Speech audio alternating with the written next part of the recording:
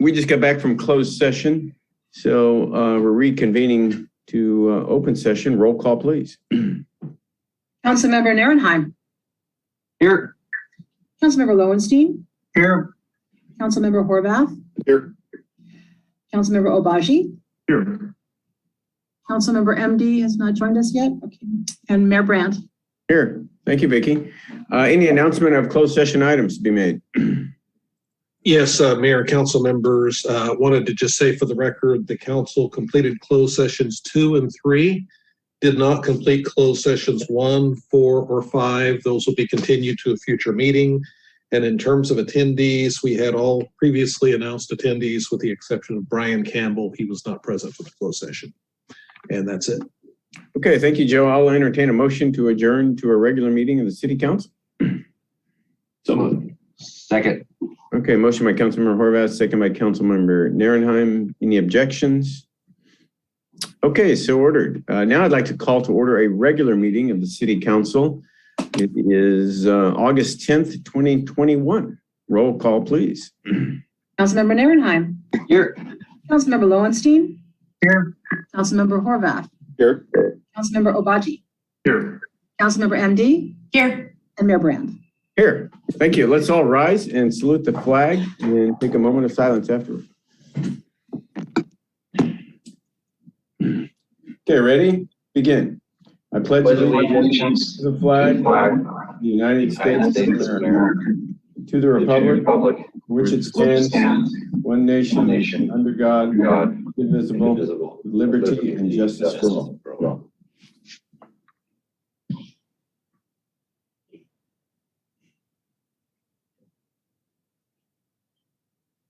Okay, thank you.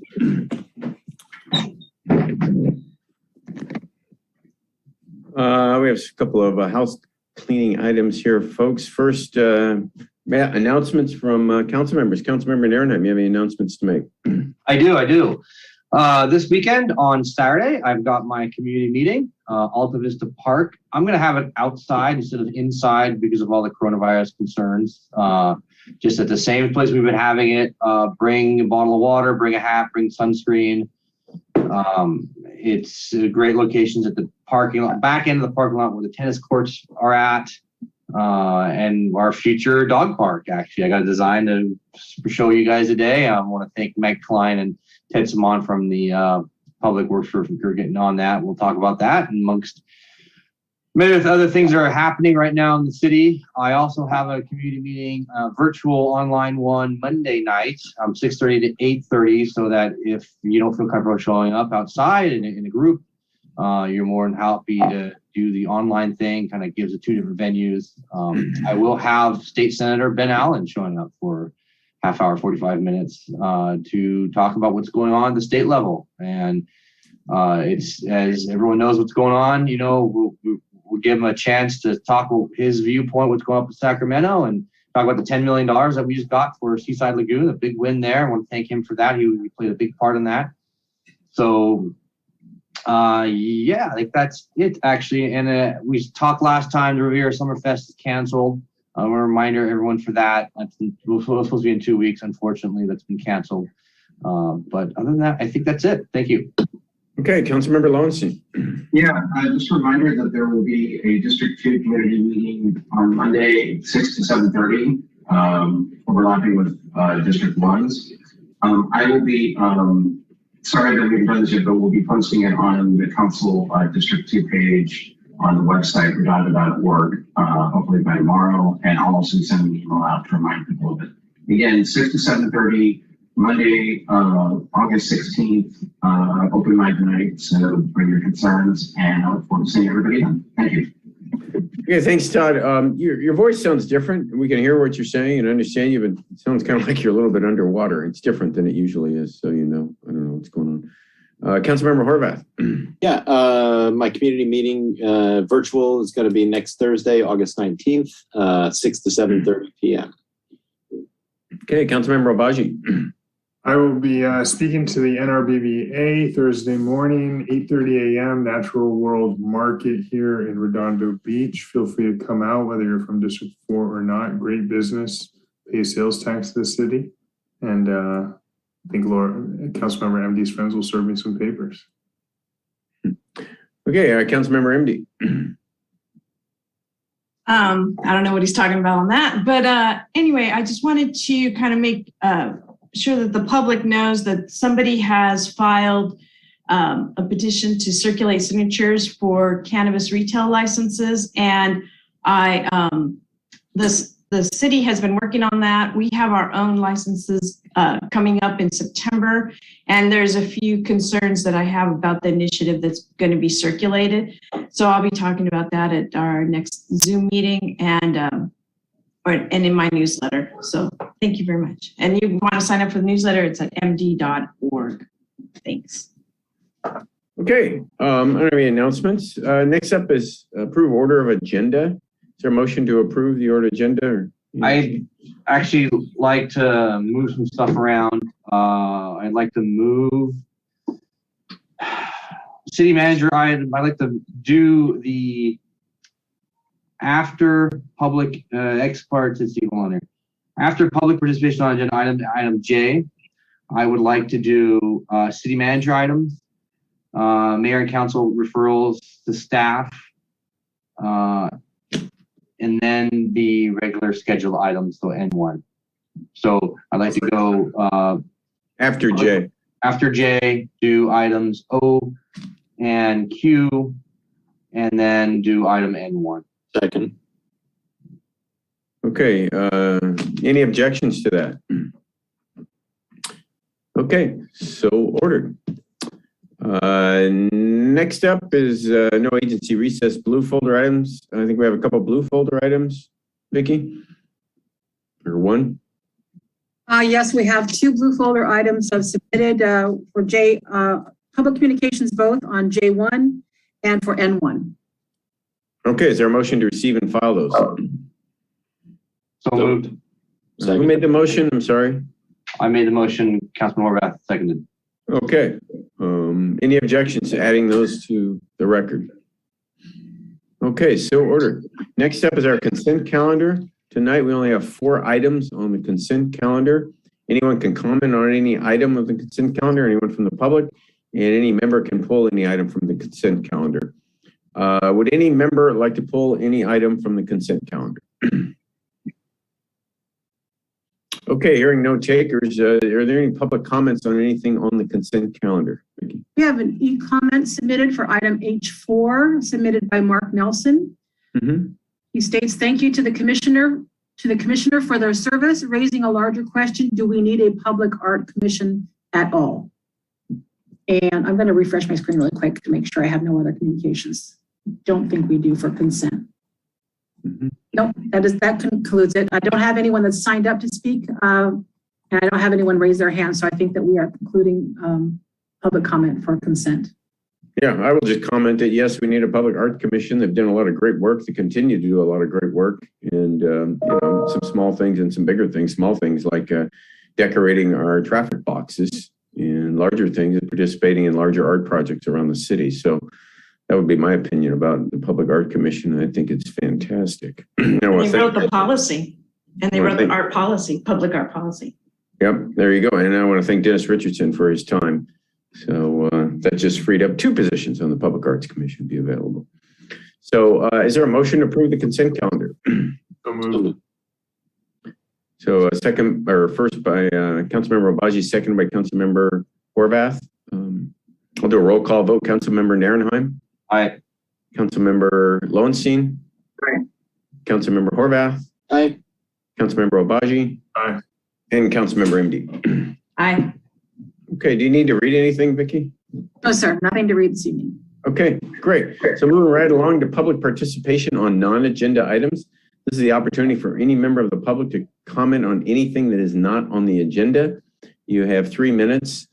Just remind everyone that council is really not allowed to comment on non-agenda items because anything we talk about is supposed to be agendized. But there's the opportunity for the public to bring anything up that they'd like to talk about. So, Mayor Brett, I got a quick question for the city clerk regarding the e-comments.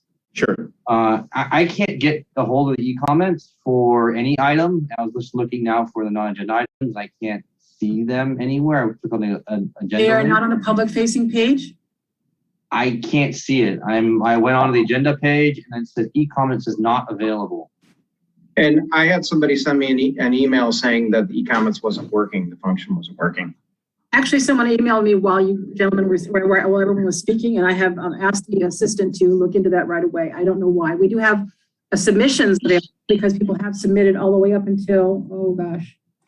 Well, to be honest with you, it wasn't any later than 4:50, but we're looking into it right away. Okay. It was activated, so I'm not sure why it was not activated. So Katura is looking into this, and I hope to have some information soon. Okay. All right. Now I do have an e-comment agenda. Yeah, go ahead. Submitted also by Mark Nelson. I saw several comments from the prior council meeting calling for the resignation of CM Obaji. Clearly, as a layman and absent any action on the bar complaint, I am not in a position to sit in judgment, nor do I believe that others are at this time. I recommend that we allow the process to play out and provide us with a full and adequate record before considering any further actions. And I'm going to refresh my page just to see if it's been fixed yet. I still have only that comment for that item. If you don't mind me chiming in, well, actually, we have the e-comment link activated and we refreshed it twice. So I'm not sure if we still have an issue or not. To be honest with you, I have still the same comments submitted. So no new comments. If there's any participation of the attendees, since we have so many people signed in as applicants, they should raise their hand if they want to speak under non-agenda items, and I don't see any currently. So I'm going to think that we have no further comments under non-agenda at this time. Okay, at the end of the meeting, we can revisit this. Go ahead, Councilmember Lowenstein. Yeah, sorry to interrupt you. I received an email from Leslie Campeggi saying that her e-comment didn't work. So can I read it?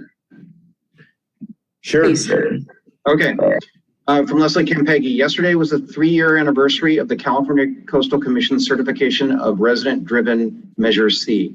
The first in their history, the commission made no changes to the citizen initiative that qualified for the ballot. Over 200 residents spoke publicly at the 2-day meeting held in Redondo Beach, with the overwhelming majority imploring the commission to uphold and certify Measure C. And she has actually a link to the entire event if anybody is interested in seeing it. But obviously, I'm not going to read that. Despite Measure C winning at the ballot box in every district in the city, some elected officials showed up to beg the commission to reject Measure C. One waived what he claimed was falling concrete from the parking structure as his basis for the commission to accept the fatally flawed city staff report, with which the commission ultimately found substantial issue, agreeing instead with the grassroots citizens-led Measure C.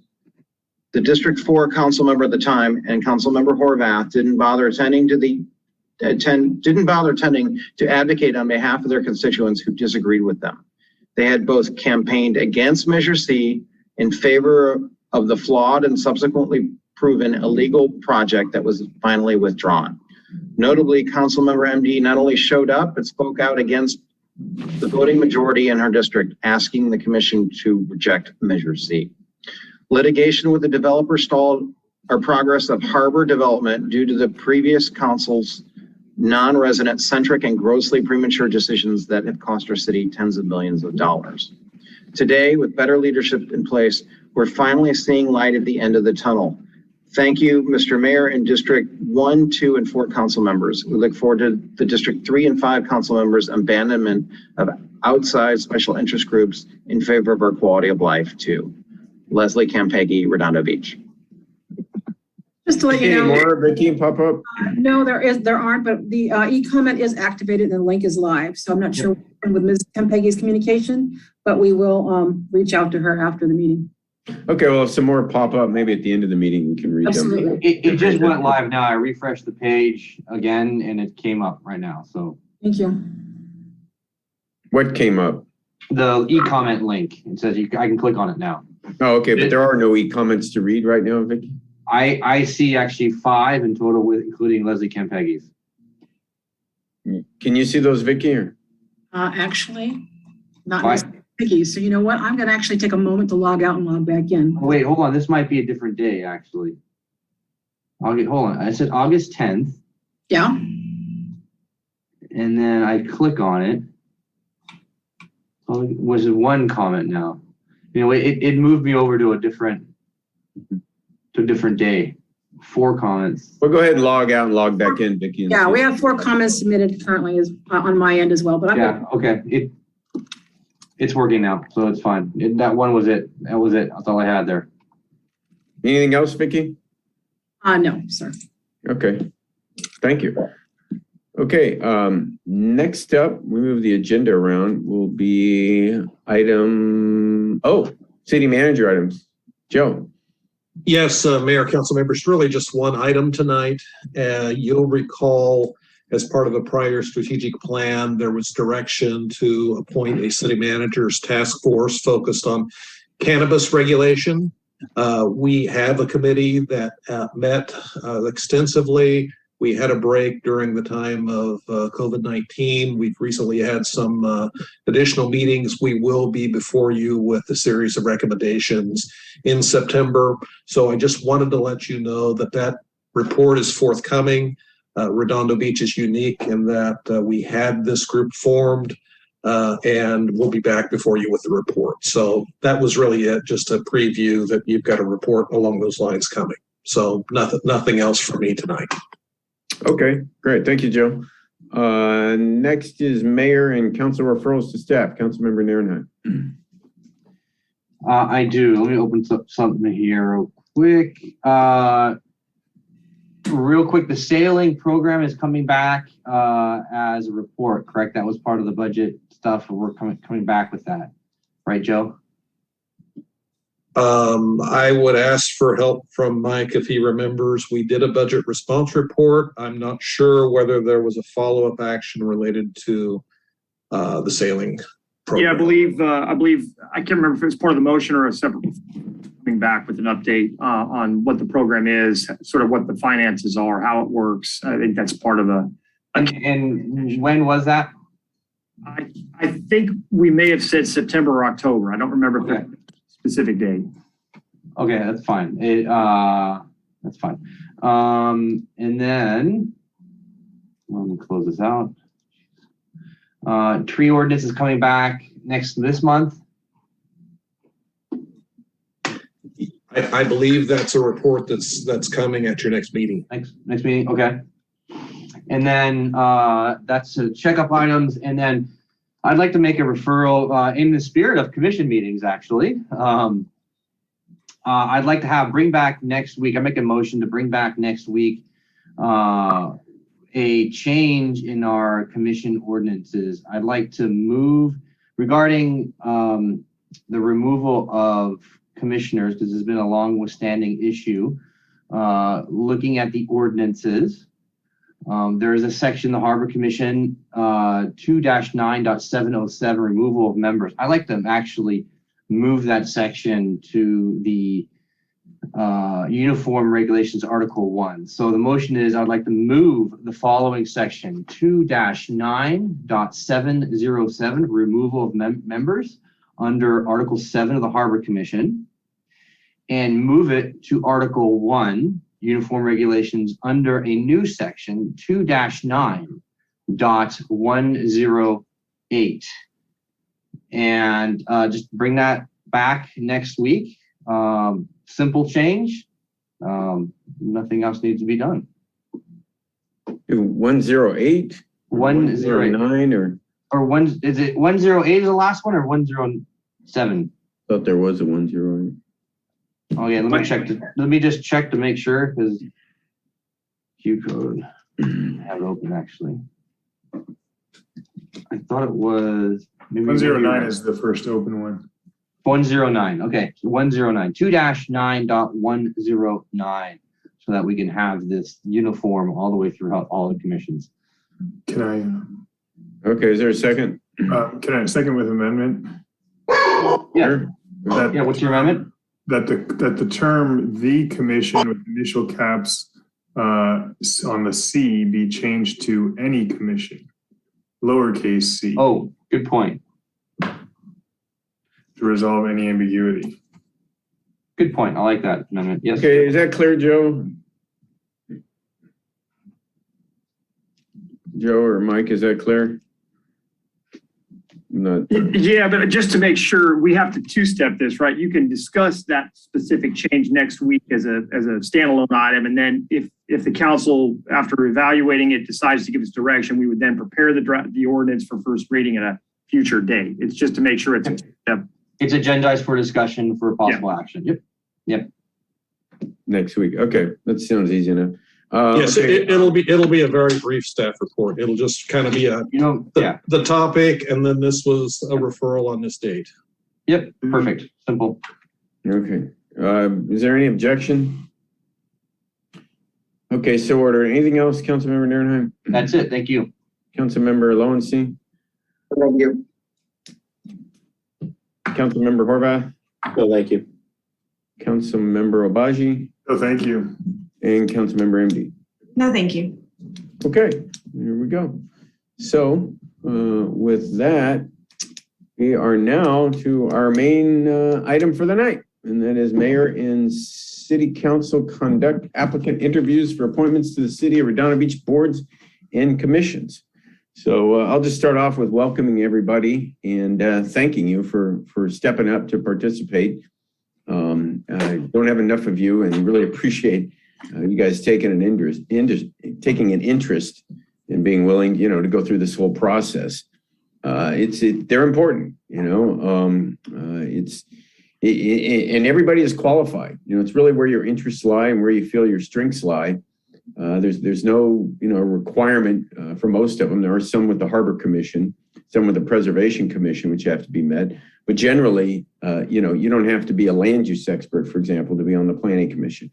That's really the expertise comes in our staff, which your positions are as commissioners, is to help advise the mayor and city council and represent the city from a, really just from an individual perspective in what you'd like to see for the city. So don't ever feel, like you're unqualified for something like that, because you're not really looking for the expertise really as much as we're looking for somebody who's willing to show up and represent the community in the best way you see fit. So we have a lot of openings. We have 19 total openings. Some are applying for reappointment, but there's still openings. And we'll go through the process. I'm going to start at the end of the alphabet this year. I think last year we were in the middle. The year before that we were in the beginning, or maybe we were at the beginning last year. Anyway, I mix it up. Last year we were at the beginning, so I decided to start at the end this year. We have about 30 people that want to talk. So this is your opportunity just to tell us about yourself, what your interests are, why you want to be on the commission, which commission you're interested in, and why. And then we'll ask you some questions, or we may not. I've done this for a lot of years, and we've all got your resumes. We've all got your application. We read them.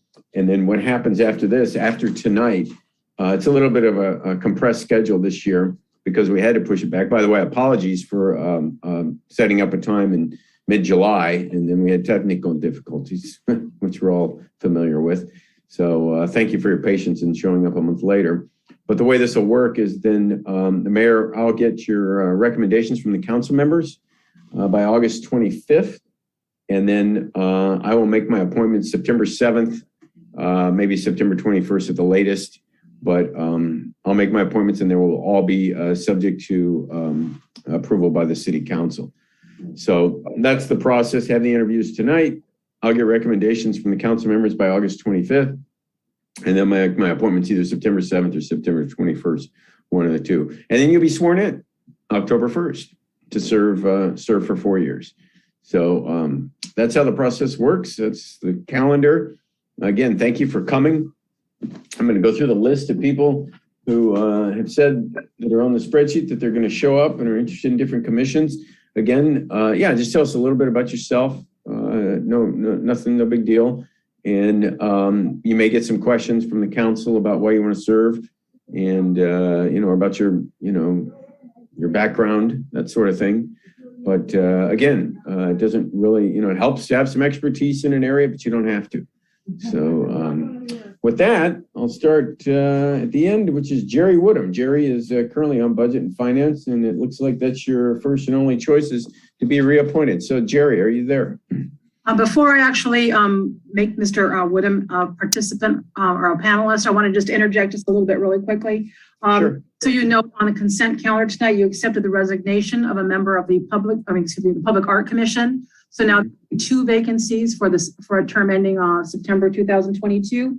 Also, on September 28th via Zoom, the newly appointed commissioners, and also the existing commissioners will be invited to attend an orientation. It'll be a meeting via Zoom at 6 o'clock on the 28th of September. Everyone will be notified, but that is just something I wanted to add on to that. And and I'm going to also ask you to bear with me for the first few, because I'm actually going to have to find them through our list. They're not alphabetized, and we'll work our way up as you recognize them. So let me find Mr. Woodham really quick. Okay, and after Jerry Woodham will be, looks like Margaret Willers. Jerry Woodham, then Margaret Willers, and after that will be Brandon Villalobos. Did he? I don't see him. Okay, Mr. Woodham, just a moment. Let me promote you to panelist. I think we're good to go. Mm-hmm. So, let me see. Yeah, go ahead, Jerry. Mr. Woodham, if you would unmute yourself and go. Okay. Yeah, we hear you now, Jerry. Go right ahead. If you have a camera on your computer, you certainly can turn that on too, but you don't have. Yeah, I've got the camera on, but for some reason it's not.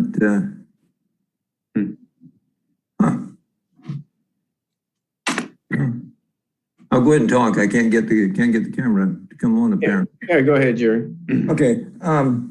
Yeah, I've been a resident of Redondo Beach for 6 years. Moved here from St. Louis with my wife. We followed our family out, but between us, we've got 3 daughters and 6 grandkids in the area. I retired 3 years ago and joined the Budget and Finance Commission 2 years ago.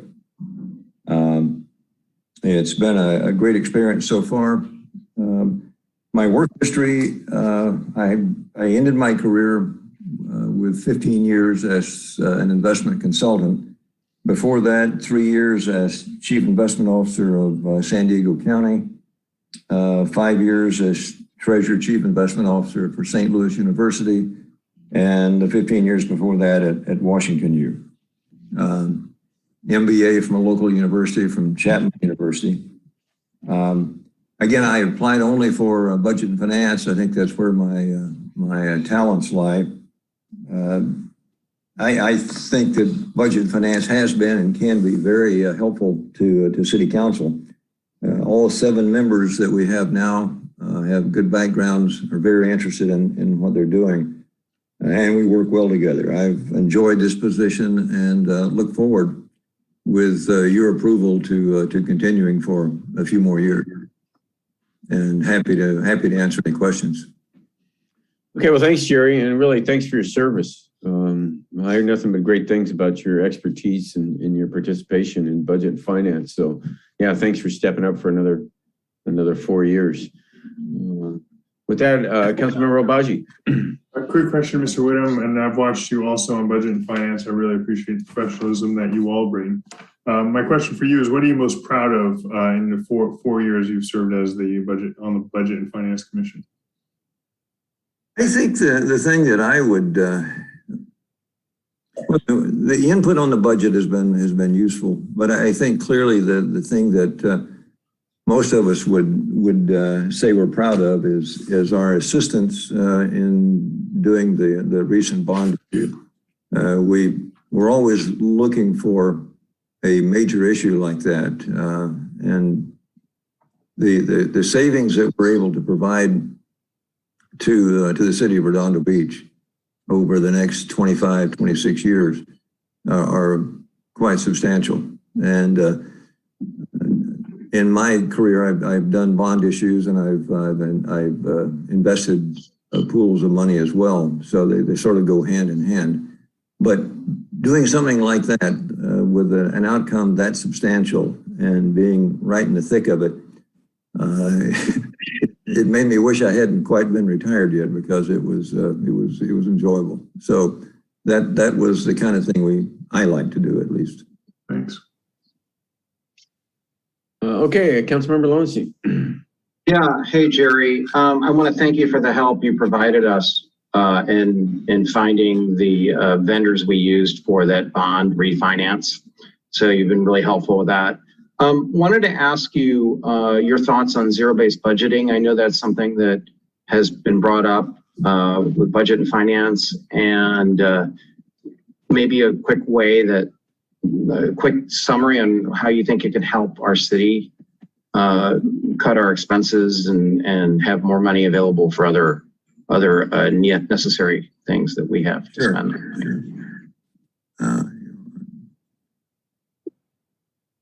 There you go. Now we see you, Jerry. Okay, cool. Oh my God. Yeah, sure. Zero-based budgeting is an idea that has a new name, but it's been around for a long time, and interestingly, it's something that should be involved in every budget, because it really involves stepping back and going to square one with each department, or with the department that you're dealing with, and essentially asking what happens if we don't have this department. If we wipe it out, let's rediscuss the need for what's going on, decide again whether we're spending our money wisely or not. So it's clearly a useful concept. It's, and in fact, a necessary concept. I'm not sure that budget and finance can be the leader in doing zero-based budgeting, though.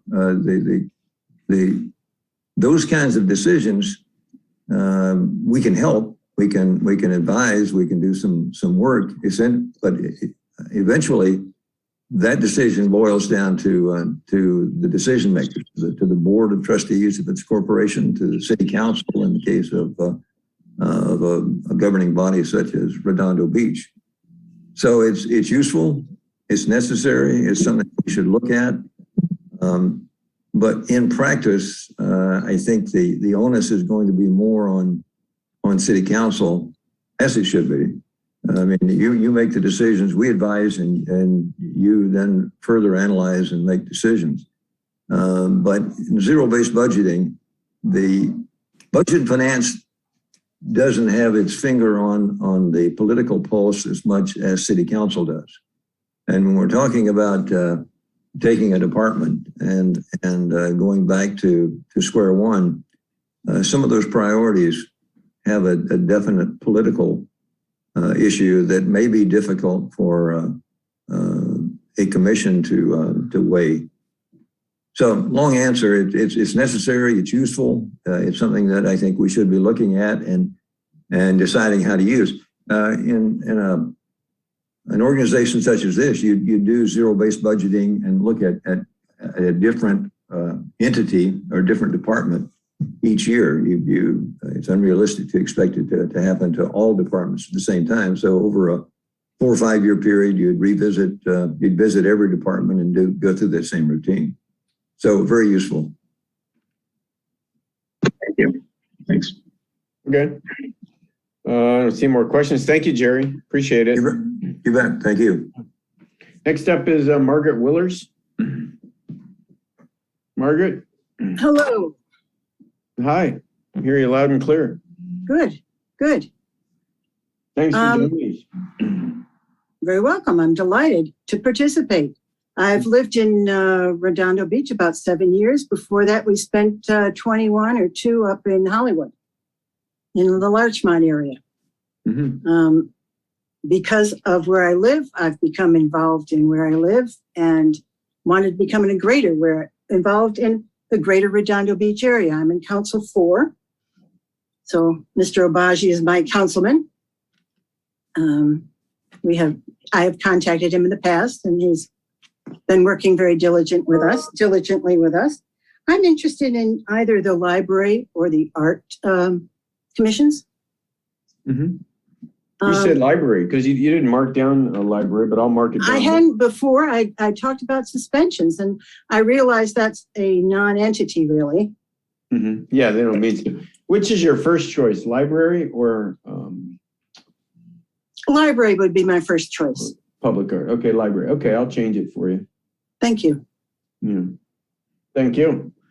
I'm basically from New York. I've worked 20 years in banking, in new product development, not so much in regular banking or commercial banking as you think of it, but developing new products. The last one, the only one you might know of is Wells Miles at Wells Fargo. I worked, most of the time I've worked at banks, I've been a consultant. I've also worked in hospitals. I have a master's degree in business, a master's degree in healthcare, both from Cornell, where I also did my undergraduate. I've worked in London for KPMG, which was known not so long ago. It was Pete Marwick Mitchell & Co., the predecessor, which was great fun. And I just want to give back to my community now. Yeah. Well, thanks for stepping up. Appreciate it. You have quite a history. You've done a lot. So yeah, thanks for applying. Councilmember Obaji. Yes, Ms. Willers, thank you for stepping up indeed. You know, some people say that District 4 people are complacent, but I completely disagree with that. So this is a tough question to ask of you while the library has been closed for so long. Do you see any opportunities for improvement in our library system? I love the library, of course. I think the children's projects are fabulous that are going on. I think we can do more outreach and more community projects. I haven't seen a lot of outreach from the libraries of things like books to old people and taking the books to the older people who can't get to the library or the disabled people. I haven't seen community projects where scavenger hunts about Redondo Beach that can be run from the library, because we have all the books on Redondo Beach and the history of Redondo Beach, and we could have prizes for whoever wins the scavenger hunt and go places. I think there's a lot of good things that could be done to increase the outreach of the library, not just as a physical entity in itself. Thank you. I love that. Yes. All right. Okay. Well, thank you, Ms. Willers. Really appreciate it. Very welcome. Yeah. Nice seeing you all. Yeah, I know you're glad we started at the end of the alphabet. I sure am. Okay. Next up is Brandon Villalobos. Brandon. He doesn't appear to be logged in, so I am going to maybe go to the next name, which would be Orhan Tanner. Okay, Orhan, are you logged in? Yes, I am. Can you hear me? Yeah, hear you loud and clear. Okay, can you see me? Yeah, welcome. Well, we don't see, we see your picture.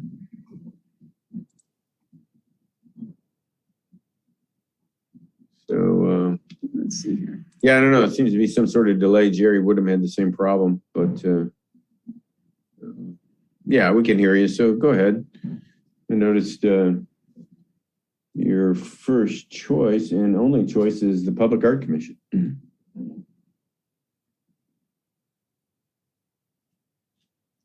Mr. Tanner, will you unmute yourself now, since you are now a panelist? Okay, can you see me now? Oh yeah, there you go. Yeah, we see and hear you loud and clear. Fantastic. Hi, hello, everyone. Name is Orhan Taner, as the mayor said. I've been living in Redondo for more than a year now. Before that, my wife and I and our 15-year-old son, we were living in the neighboring town across the street from Aviation, where I was a cultural arts commissioner in Manhattan Beach. I also served in Manhattan Beach as a member of the Equity, Inclusion, Diversity, and Social Justice Committee of the School District, Manhattan Beach Unified School District. Mm-hmm. I am a lifelong fan of arts, especially modern and contemporary arts.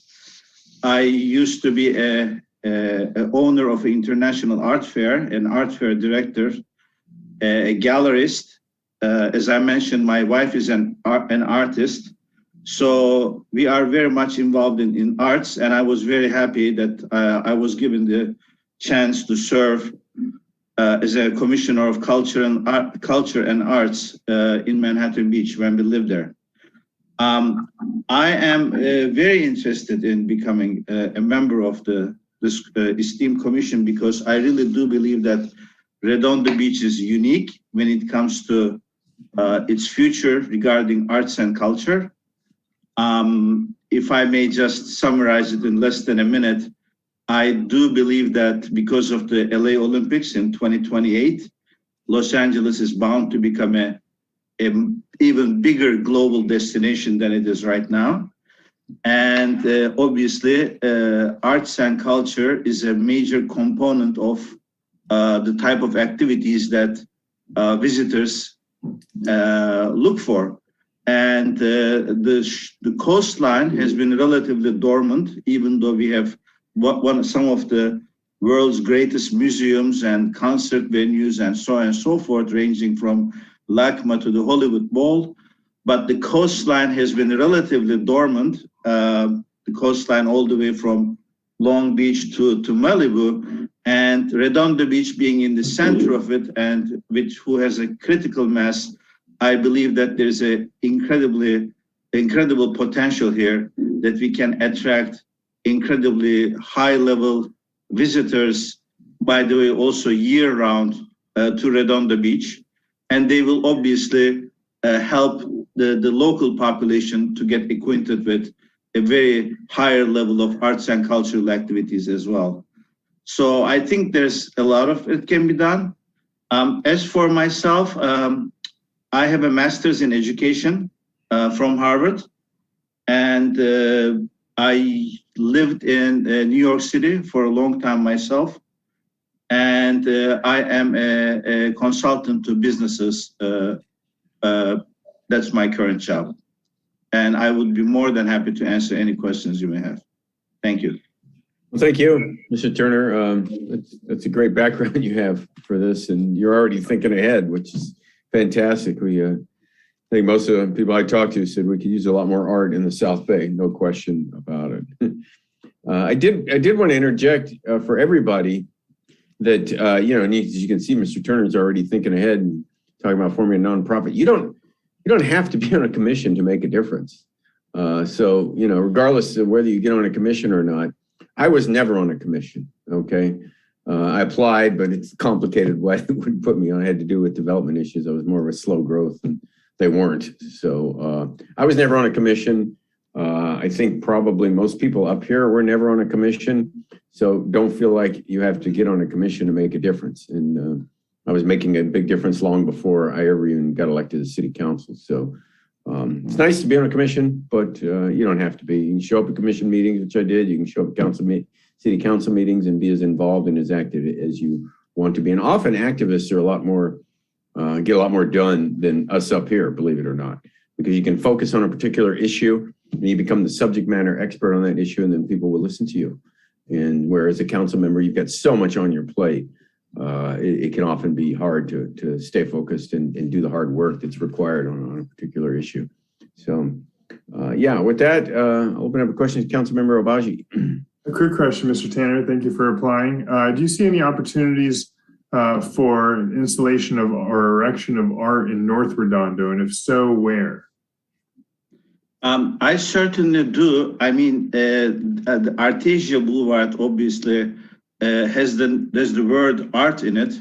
My vision is that Artesia actually becomes the sort of like the local art center and its proximity to the Performing Arts Center, which, with all due respect, I think it's a fantastic venue, but I think it's quite underutilized. That's something that I would love to be very much involved in the commission if I have a chance to serve on it as well. One thing I want to add is not only because of the pandemic, but even before then, right now there is incredible amounts of federal, state, and county funds that go into art projects. And I think an active art commission together with the city staff can certainly benefit from that. And the answer to your question is all along the Artesia Boulevard, I would say. Sure. So I guess more specifically, where on Artesia Boulevard? Because we have very narrow sidewalks, they've already improved the medians. Definitely the sidewalks and the medians, I mean, on the road itself. But as the center, I basically would go around the library branch. There are a lot of walls out there. There are a lot of, as you said, spaces on the things. And I mean, even one can go to CVS and say, hey, look, why don't we just basically paint a big mural on that wall, which is facing Artesia, which will change the mood in that part of Redondo right away. Just like the way that they did in Hermosa Beach, they have this most fantastic Hermosa Murals project, which basically livening up the city quite a bit. Great, thank you. Welcome. Okay, Councilmember Nairnheim. Thank you, Mayor Brand. Yeah, Orhan, I actually just kind of touched on it. Sacramento is known for its murals. Yeah. And some other cities do. I think murals are a great way for art installations, and you seem to be very proactive with money. How do you know about money from the state and federal areas? What gives you experience with that? Well, honestly, it's a hobby, but as a cultural arts commissioner in Manhattan Beach, I basically was the primary person who would look into things like that. I mean, I follow the LA County has a fantastic arts and culture department. It was recently established only about 2 years ago. They basically took their arts and culture commission and they turned it into a full-fledged arts and culture department headed by a lady by the name Kristen Sakota. They just gave grants of $22 million. The California Art Commission, based in Sacramento, they are just giving out grants of like 12 million. And by the way, these are not only grants going into traditionally underserved communities. They go basically into traditionally, culturally, and art-wise underserved communities. And the national art grants are out there as well. That's why I know that many things about it. Okay, that's good. I like proactivity. One thing we need in our commissions is more proactivity rather than sitting waiting staff. Thank you. Wait for staff, make things happen. It's the proactivity that our staff is shorthanded. And you don't just bark out commands. You know where to go and get some things. So, sind Sie Deutsch? Ich spreche Deutsch, aber ich bin aus der Türkei. Ach ja, genau. Okay, sehr gut. All right, okay. That's it.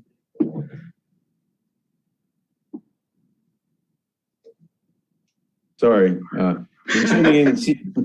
Entschuldigen Sie, ich spreche kein Deutsch. Yeah. And that's it. Okay, well, thank you, Mr. Turner. That was great. And I love people looking for outside money. That's something that Redondo Beach does not have a history of doing. And so, we just got by the way, if I may say one last word, my biggest dream being a Redondo Beach resident, and I don't think I'm going anywhere after this, would basically contribute to the building of a Redondo Beach Art Museum somewhere out there, just like many of the other cities do. Yeah, no, it's great vision. Like the big dreams. Yes. How things start. Thank you, Mr. Turner. Oh, Thank you. sorry. Christian's got a Councilmember Horvath had a question. Oh, Yeah, Mr. Tanner, I wanted to just welcome you to Redondo because we're that much better than Manhattan. And I just wanted to let you know, you may not have come across them, but to the mayor's point of other organizations, we have the Friends of Redondo Beach Arts, which share a lot of the same goals and things that you have mentioned, and the Redondo Beach Artist Group. So I invite you to join them, and because I think you'll find a lot of like-minded people who are already trying to do some of the things you're talking about, and it'd be a great way to just get involved, regardless of whether you get on the commission or not. Okay. Thank you very much. Very kind of you. Thank you. Okay, thank you, Mr. Turner. So long. Have a good night. And next up is Angelica Sulka. Is Angelica Sulka available? She has not signed on, so. Okay. How about Matthew Stone? Actually, Mr. Stone cannot make it, but we do have Ralph Stretzenberg signed on.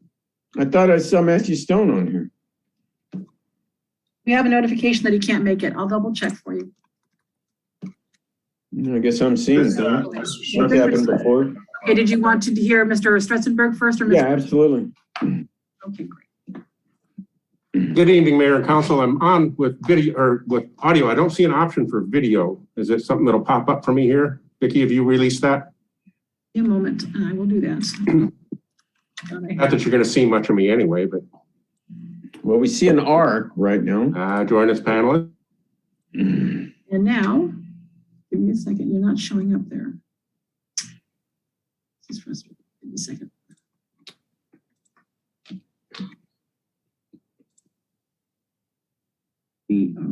There. I think we've got it coming now. There. There you go. Hey. Good evening, Mayor and Council. Ralph Stretzenberg, District 1. Let's see. 25 years ago was when I first moved to Redondo Beach. That just makes me feel old at this point. It's hard to believe. So long-term resident here, former District 1 applicant for the replacement of the district council member when that happened, and then Citizens Police Academy class of 39 graduate, former Recreation and Parks Commissioner, former Planning Commissioner, and currently school board member for Redondo Beach Unified School District is kind of my history here. Also, strong interest in and strong supporter of our police department. I'm a known donor to the Redondo Beach Police Foundation. I love the work they do, especially with the schools, and support everything they do. As school board, we just did sign another MOU with Redondo Beach Police Department for the school resource officers that help us with our school. We're welcoming back, we now have Rex Yap, who's new, and also Jenna Wolfinger has returned as a school resource officer, which is awesome. And that's part of why I'm doing this too, is that to keep the synergy and almost symbiotic relationship between the city and our schools. It's an important relationship. And I want to definitely stay involved with the city, and doing the Public Safety Commission is definitely a way to do that. Strong interest in that, as I said. It's an opportunity as well to help be a bridge between the community and the city. Yeah, I know a lot more people citywide now through school board, and that changes and grows every day. And these people call me and I talk to them, and a lot of times they have questions about other things that are going on in the city because they know I've always had an involvement with the city. So that's a great way to help stay informed. You're right, you don't have to be on a commission to be informed, but having been on 2 commissions, I know it's a huge help. It's a huge help. It really keeps you in the thick of it. I'll stop with that. I don't want to go on very long tonight, but if you got any questions, I will certainly entertain any. Okay, great to see you, Rolf. I've been a big activist in the city for several years now, so just got elected to the school board, so congratulations to that. Councilmember Horvath. Sorry, I left it up from the last one. Oh, okay. Councilmember Obaji.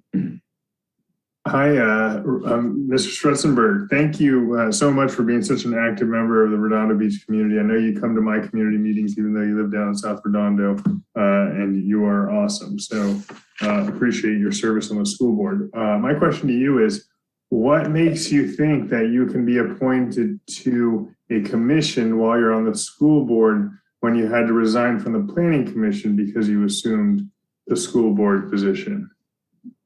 Great question. We definitely got that cleared up. And it's the fact that the Public Safety is an advisory commission and has no conflict of interest, therefore, because planning was a quasi-judicial, granting entitlements and so forth, which definitely could have a conflict with a school type of property. You know, we've had that happen here in the city. We had the Kensington, we've got other things coming up. That's definitely a true factor. However, the Public Safety, purely advisory, no quasi-judicial role, just a great chance to be involved. All right, thank you for that. No, I think that just needed to be cleared up for all of us. Thank you very much. Thanks for your activism. Okay, Councilmember Narenhut. Real quick, I don't see your application in here. Did you guys have an application in here for him? Yeah, it was emailed to us. Oh, emailed. It was a blue folder. Oh, got it. Okay, I'll look at that. Rolf, I saw that you guys had What is that? Street blockage the other day. Sunday, I think it was. Sunday, you had a street party? There was a block party for a part of the street. Yes, I could not participate because I'm wearing a mask now. You can see I was diagnosed positive with COVID 1 week ago. Oh, and wow. I am on the tail end of that, definitely recovering. My wife, unfortunately, is not maybe on the tail end, and she may be going into it. She tested negative last week, but she just went for another test today because she's not feeling well. So my boys were very sad. They couldn't participate, but yep, there was a block party on our block.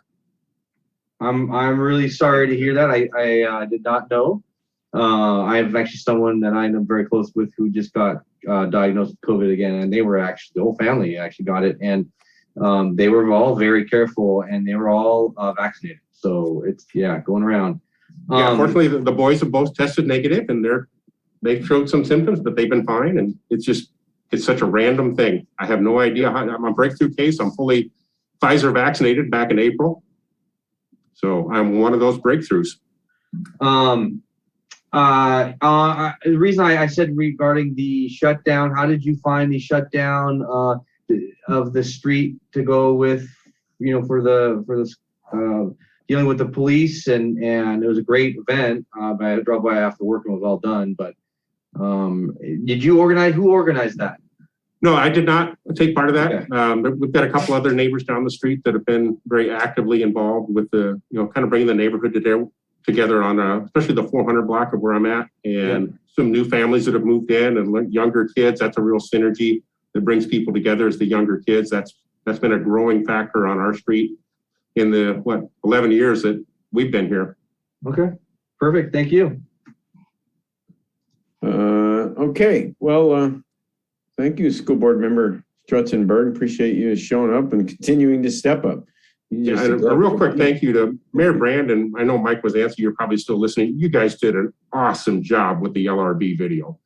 You can't watch that video and not be proud to live here. That was just so well done, and it's just great to watch. I encourage people to still get a hold of that and watch that if they can. So thank you for doing that. And thank you guys for all that you do. Yeah, no, thank you, Rolf. You've done a lot, so it's not unnoticed. And is that video on our city website yet? I was wondering about that. Anybody know? I guess Mike's not here. I should check. I didn't see it last time I looked. But anyway, thank you, Rolf. You bet. Vicky, I see. I thought I saw Matthew Stone. He's coming and going. Oh, there he is. Yeah, and talking permitted. So, Vicky, we skipped over him, but I see him here. I just can you hear me? There we go. Yeah, we hear you. Okay, great. Yeah, welcome, Matthew. Go right ahead. All right, so my name is Matthew Stone. I live in District 4. I've been a Redondo Beach resident for the past 6 years. Bought my first home here. I can join here.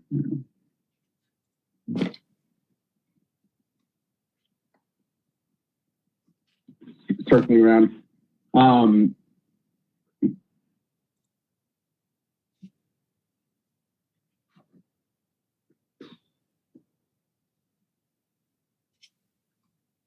You there, Matthew? Did we lose you? No, he's now actually on video, so he needs to unmute again. Thank you. Oh, okay. I see. Am I unmuted? Yes, you are. Go ahead, Matthew. So after school, actually started a tech kind of startup scanning business, taking people's old photos and slides and negatives and doing digital video transfers, eventually printing. It was really exciting. Kind of got to do everything there is to do in a business. As COO, took it from 2 to 90 people in 2 different states. So I did that for about 8-9 years. And then after that, I'm now Senior Director of Operations at Island, which ironically is a cannabis company. So nothing like what Zane had to go through, I saw in his statements. But that's been really interesting. I actually got into that just because I like the kind of startup entrepreneurial activity in the end of prohibition there. not particularly interested in the cannabis as much as I am just growing businesses and taking on that opportunity. So I've done everything from large scale manufacturing build outs, process refinement, finance, fundraising, cap table management, you name it, across the board. And I thought originally, way back when, I was looking for something on the planning commission, but really just kind of here, I want to just try and offer my help any way I can to any of these commissions where needed. And, I care a lot about the community and wanted to just put my name out there. Great. Thank you. Matthew, you only marked down one preference. You said you might be interested in some other commissions. You just listed planning. Are there any other commissions that you'd be interested in? Yeah, I was originally, John Gran said, why don't you, you said, you're pretty active. Why don't you try and join one of the commissions and try and help out? That's the one that seemed the most interesting to me at the time. I think I filled that thing out like a year ago, because I can't remember so long. So I'm not even sure when, what other positions are available. But I have a pretty broad background doing kind of all sorts of different things throughout a business, from very small size to, fairly large. Now my previous company is almost 100 people and my current company is over 100. So wherever, if, planning commission would be great, but if there's other positions where I could be of service, then open to that as well. Okay, great. Thank you. Vicky, it shows that his video's on, but we don't see him. Is there something we have to do on our end or his end? We can see him. Actually, his video is on my view. I don't know what happened. Unfortunately. Okay, well, I'm not seeing him for some reason, but whatever. Councilmember Obaji. My question actually was going to be yours, Mayor Brand, which is any other commissions that you're interested in. Okay. You answered that. All right. Well, thanks, Mr. Stone. I don't see any more questions, but I really appreciate you stepping up and showing up. And I'll take it under consideration. But thank you. All right. Thank you, gentlemen. Appreciate it. Have a good night. Okay, next up then we'll go to Julian Stern. Julian. Julian Stern is not signed in, so the next person signed in is Gregory St. Clair, if you'd like me to proceed.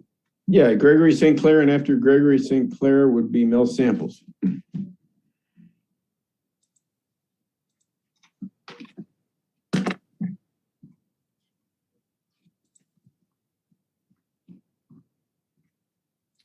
Mr. St. Clair, are you there?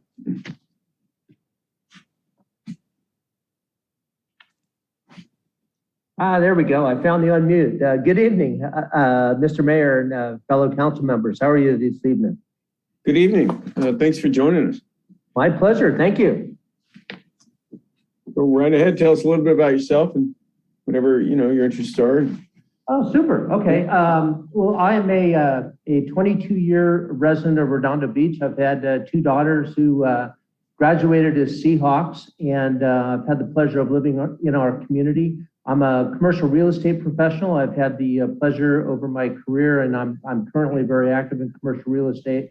I operate an investment company. I've done some development, and I'm currently going to be doing some development in the state of Texas. And so I just really have an interest in serving on the Planning Commission and really working with our community to continue the growth and gentrification around the various areas in our city to hopefully bring and continue to revitalize business in our different commercial corridors. And so I really felt that the Planning Commission would be a great opportunity for me to give back to my community and to our wonderful city of Redondo Beach. All right. Well, thanks for that. That's great.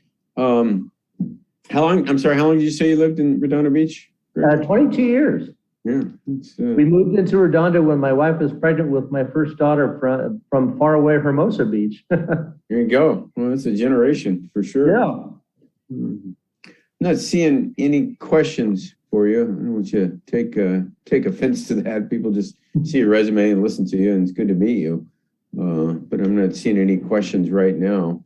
So there's Councilmember Obaji. Go For the ahead. folks in the S category, it's just tough to find the applications because they're all lumped in the S group. So that's what's challenging. But thank you for applying. And you have any priorities of things you'd like to achieve on the Planning Commission, Mr. St. Clair? Well, one of the areas, because my wife has an office on Artesia. We live in North Redondo. So one of the areas that I have been very, very interested in is seeing the revitalization of the Artesia corridor. Would really be interested in seeing the linchpin of that being the work on the South Bay Galleria. So, you know, living and working in North Redondo, that is a passionate area where I feel that a lot of work and a lot of effort and emphasis can be made. And then I think, Councilman, on an overall basis, I just really think a continued discussion with our residents and with the business community to help target the type of businesses we would like to see come into our community to continue to expand our economic base and provide the type of services that we'd like to see. So on a broad basis, I'd love to just kind of apply some of the things that I would love to see occur and happen on the Artesia corridor applied throughout Redondo. And is there any change you can recommend for the Artesia Boulevard corridor area that you'd like to see come into existence specifically? I think the median, the median work, I think the facade grants, I think were very effective first steps towards, in particular, finding some of the older commercial operations that really need to kind of come into the 21st century. I'd love to explore a program where we could, you know, deepen that type of interaction with some of these business owners. If we could target some use types that we would like to see in the city and in our corridor, and then proactively see if we could bridge current uses with those targeted uses, that would be some work that I would love to really get into and see if we could really start cobbling together a means towards seeing some of the changes that we'd all like to see along the Artesia corridor, if that makes sense. Yep. All right. Thank you. Thanks for applying. Thank you. Yeah, being a commercial real estate expert, Mr. St. Clair, what services on Artesia Boulevard do you think would do well that aren't currently provided? You know, that's a great question. You know, and I think a lot of it is going to come down to how we exit some of the challenges that we're undergoing through this pandemic. I mean, for example, office is very challenged now, but it won't always be. I think there's some use types and some more modern retail types that I'd love to see introduced to the Artesia corridor. I think some redevelopment for potential medical uses could also be effective on the corridor, obviously with parking constraints having to be dealt with. So really, it's almost a block by block, you know, case by case basis of going down the corridor and seeing where we could start to modernize and positively gentrify. Well, it'd be great to have your expertise. And I got to tell you, most of the Planning Commission is kind of a boring, often, you know, approval of smaller projects, mostly residential, some commercial, no question. But your kind of expertise might be better served more in an active role with Councilmember Obaji or Councilmember Imdi in terms of moving forward with our plan for revitalizing Artesia Boulevard, because your expertise is invaluable. And yeah, it might be better served, kind of like what I was mentioning earlier, more as an activist and being involved and showing up at some meetings. That would be that would be quite helpful for sure. So regardless, anyway, well, thank you. I see more questions. Thanks for showing up. Really appreciate it. Thank you. Appreciate it. Have a good night. You too. Okay, next up is Mel Samples.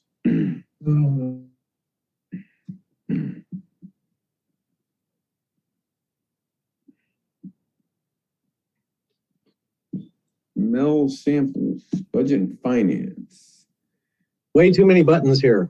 Oh, there you go. Well, we like that view. That's there we go. Reporting live from Santorini. Yeah. There you go. We're not going to talk about Santorini.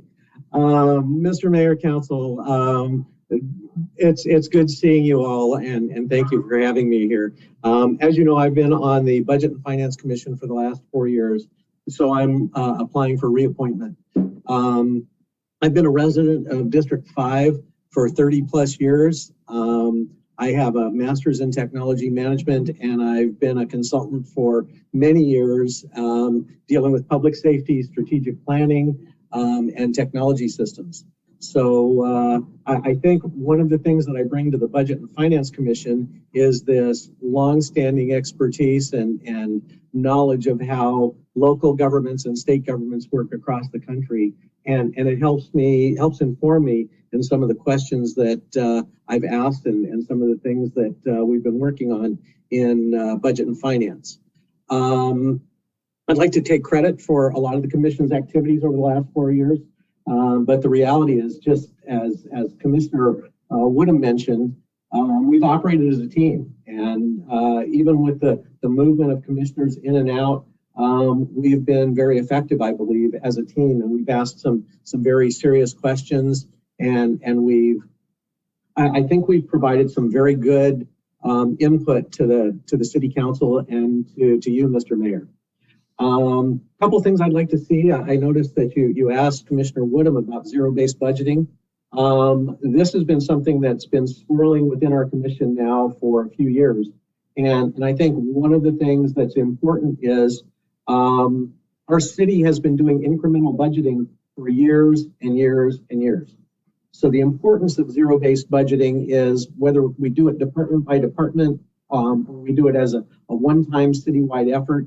The important thing is to reestablish a baseline, because as we all know, if you do things that are just built on last year's experience, after a while you have inefficiencies. So I would like to see us move towards some zero-based budgeting. We'd like to see some purchasing policy updates. We've talked about that many times in the City Council. And we're looking for efficiencies and bringing some policies policies that are more transparent. When we look at adjacent cities, some of the policies and methods and information that we have in our city are not quite up to par with some of the adjacent agencies, and we'd like to see that. And I'd like to continue to press those issues. So with that, if you have any questions, I'm here. Hey, well, thank you, Mel. It's great to see you. It's been a long time. But yeah, all the work you guys have done on budget and finances has just been stellar. It's been quite helpful. And we had a huge, as you know, a huge bond issuance. It's once in a generation. It's going to save the city about $100 million over 30 years. So it was fantastic. Right. Anyway, not seeing any questions. Doesn't surprise me. But yeah, thanks for joining us, Mel. And thank you. Thanks for filling us in and summarizing that. That was great. Thank you. All right, and have a good night. Take care. So long. Next up is Jeffrey Rowe, and after Jeffrey Rowe would be Benjamin Robinson.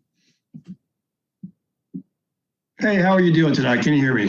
Yeah, hear you loud and clear. Go ahead, Jeffrey. Let me get that mug shot up here. How you doing? I met Bill and Zane at the June 5th right-of-way cleanup, where we cleaned up that greenway, which was a brownway before, but 25-year resident, Redondo Beach, April 1995. I might be the veteran here. I hope I am. Always District 4, always around the Artesia corridor. I've seen the rise and fall of many a Mexican and Chinese restaurant. I've seen the rise of the thrift activity, which I don't personally enjoy, and the cannabis shop has to go. My background is a mechanical engineer with an MBA in finance. I worked at Boeing and aerospace as an engineer and a consultant. I bought a bunch of houses in Arizona and Alabama. I retired a couple of years ago. I now work as a realtor in residential for Sotheby's. So I'll go ahead and defer Greg to the Planning Commission. I'd like to join the Parks and Rec Commission. I've had some involvement. Let me give you about 8 fat bullet points and we can move out of here. I'm currently a Beach Cities Health District volunteer. I bring food to the elderly at their houses who can't shop. That's through Kate Ekman.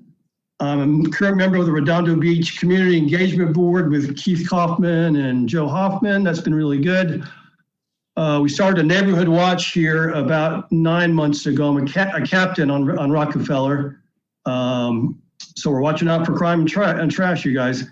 Starting in January, I did a concerted effort to improve the Brownway, which is now the Greenway, the right-of-way underneath the Southern California Edison and above the Prairie Pipeline.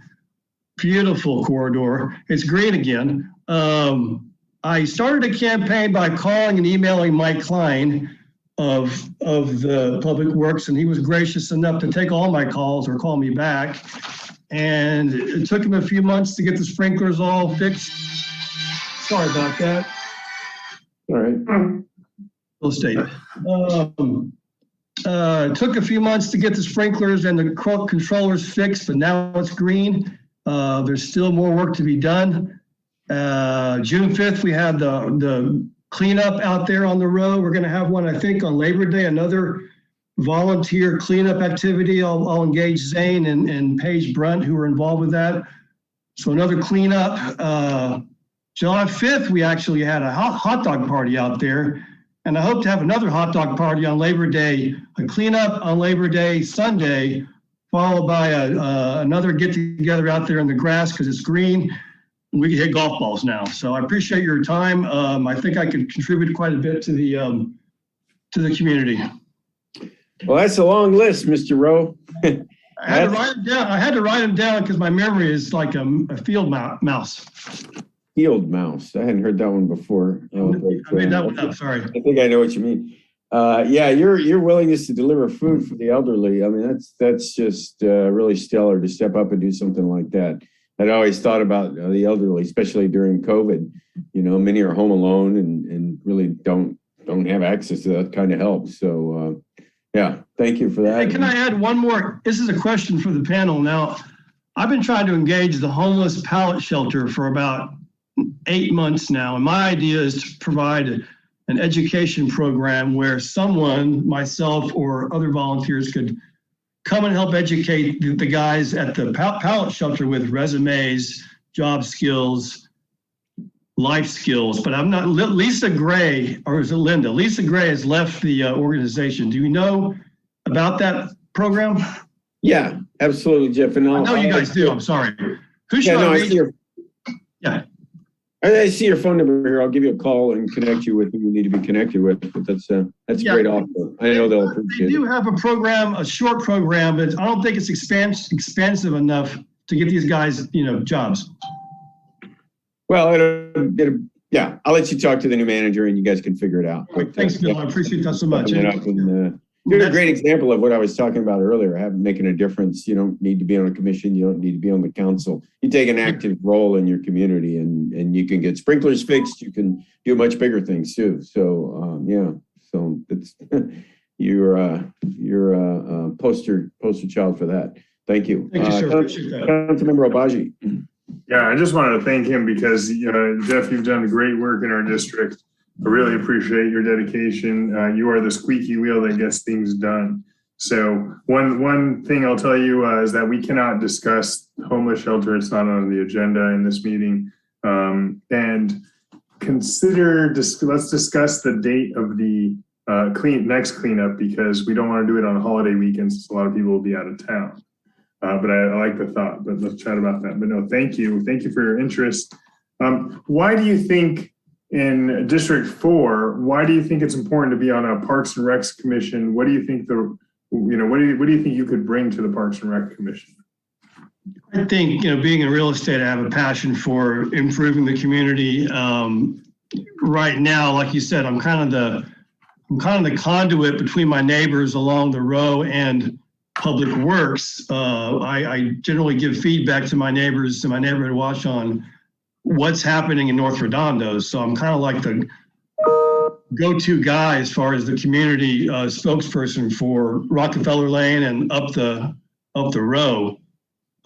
So I just have a great passion for community involvement and getting people together. I think, Paige Brunt proved that you get 75 people together outside they were enthusiastic, and we saw that contagious enthusiasm in just a few hours. I think we can build up on that enthusiasm in North Redondo. I think people want to get involved. They don't know how to get involved. And they're now realizing it's not up to all you guys to do all the work. We should step up, organize, and do our own work. And that's what we're doing with these cleanups. I love it, Jeff. Great job. Thank you, sir. Yeah. Okay, that's it, Jeff. Thanks for everything you do. And, Yeah. Two thumbs up, guys. Appreciate it. Yeah, thank you. Really appreciate it. Thank you. Okay, next up is Benjamin Robinson, and after that is Bob Pensler. Hi, this is Benjamin Robinson. Can you hear me?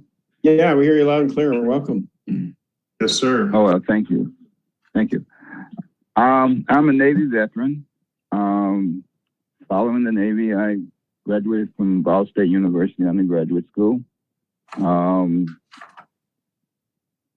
Thereafter, I graduated from Southwestern University School of Law. Following law school, I worked with the local union 660, SEIU, as an advocate. And I did things like, some of the duties included representing employees before the Los Angeles County Civil Service Commission. I was a litigator for 30 years. I do not know other commissions, so I can't really say whether or not I will fit in, but I am familiar with the civil aspects of law and the housing and things of that nature. I would be willing to do whatever is necessary in order to fulfill the requirements or the needs of the commission. As following undergraduate school and law school, I also served on my undergraduate school's alumni association, chaired a couple of organizations. In addition to that, I served as president of my trustee board of my church. There are a number of other activities that I've served in, and especially in law school. I was SBA president, and we put together a number of activities for the student body at that time. I've been living in Redondo a very short period of time, a few months. I heard about the organization through the Housing Association, and it sounds as if it's something that I would like to do. It is important for me at this time in life to give back, to be part of the community, and to render service wherever it's possible. As I said, I don't know what all the requirements are for the position, but I am willing to do them.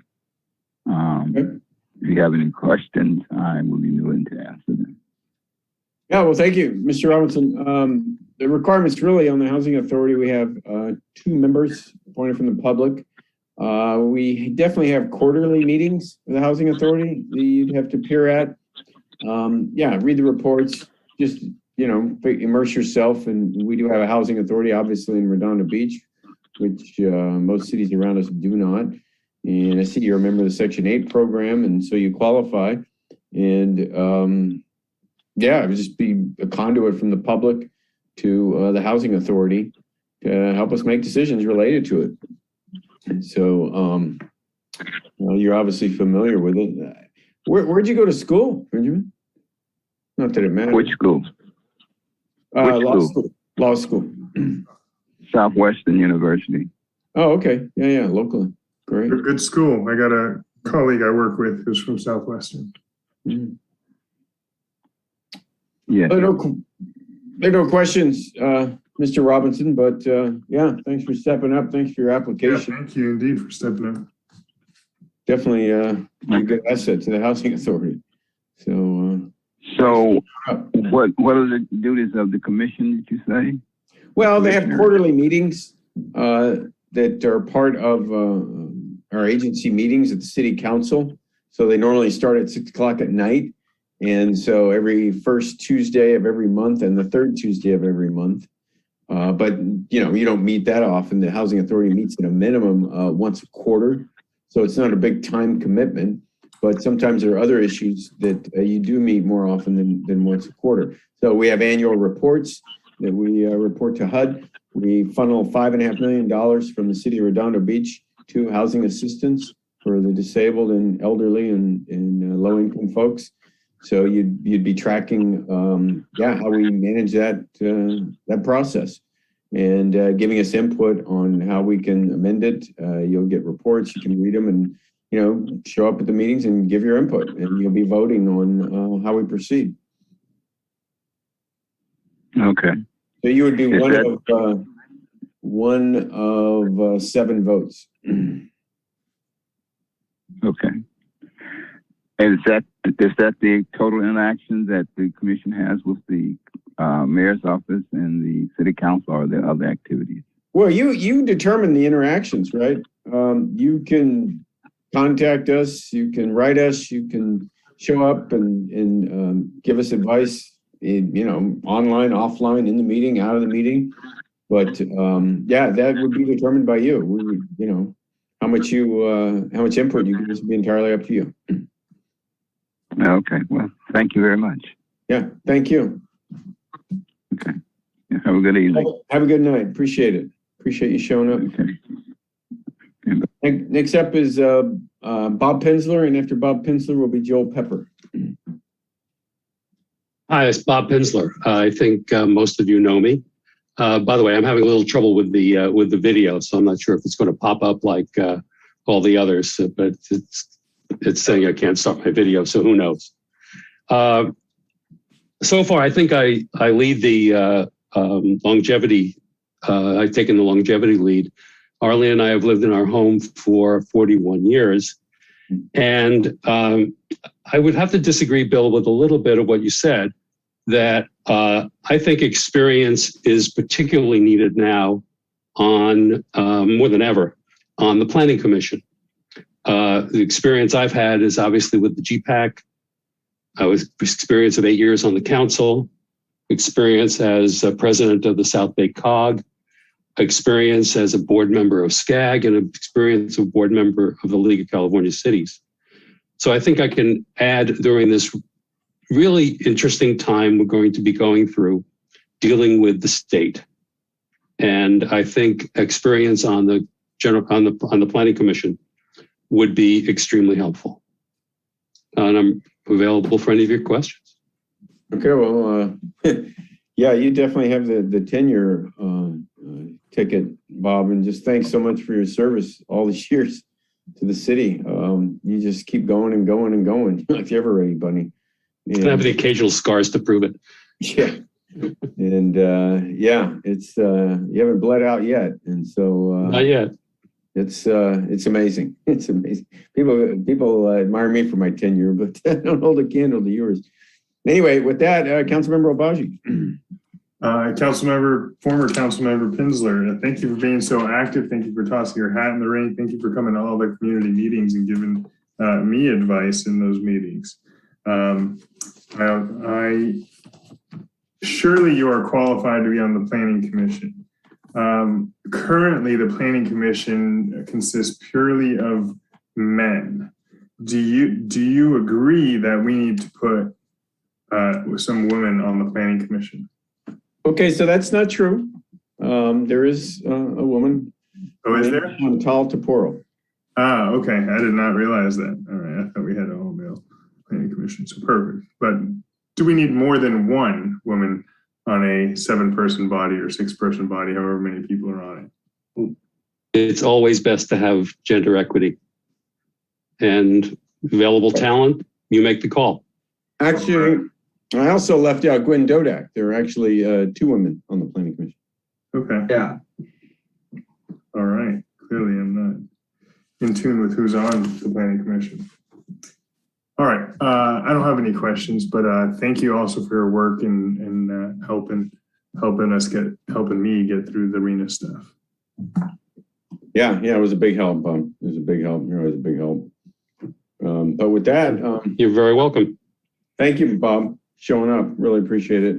All the education you've given us over the years. It's Okay, thanks. Invaluable.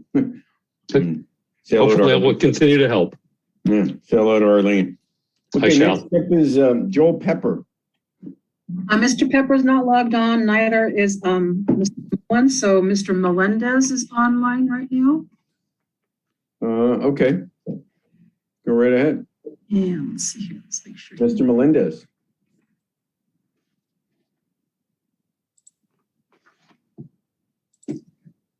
Okay, Mr. Melendez. Yeah, I am logging in right now. Hey.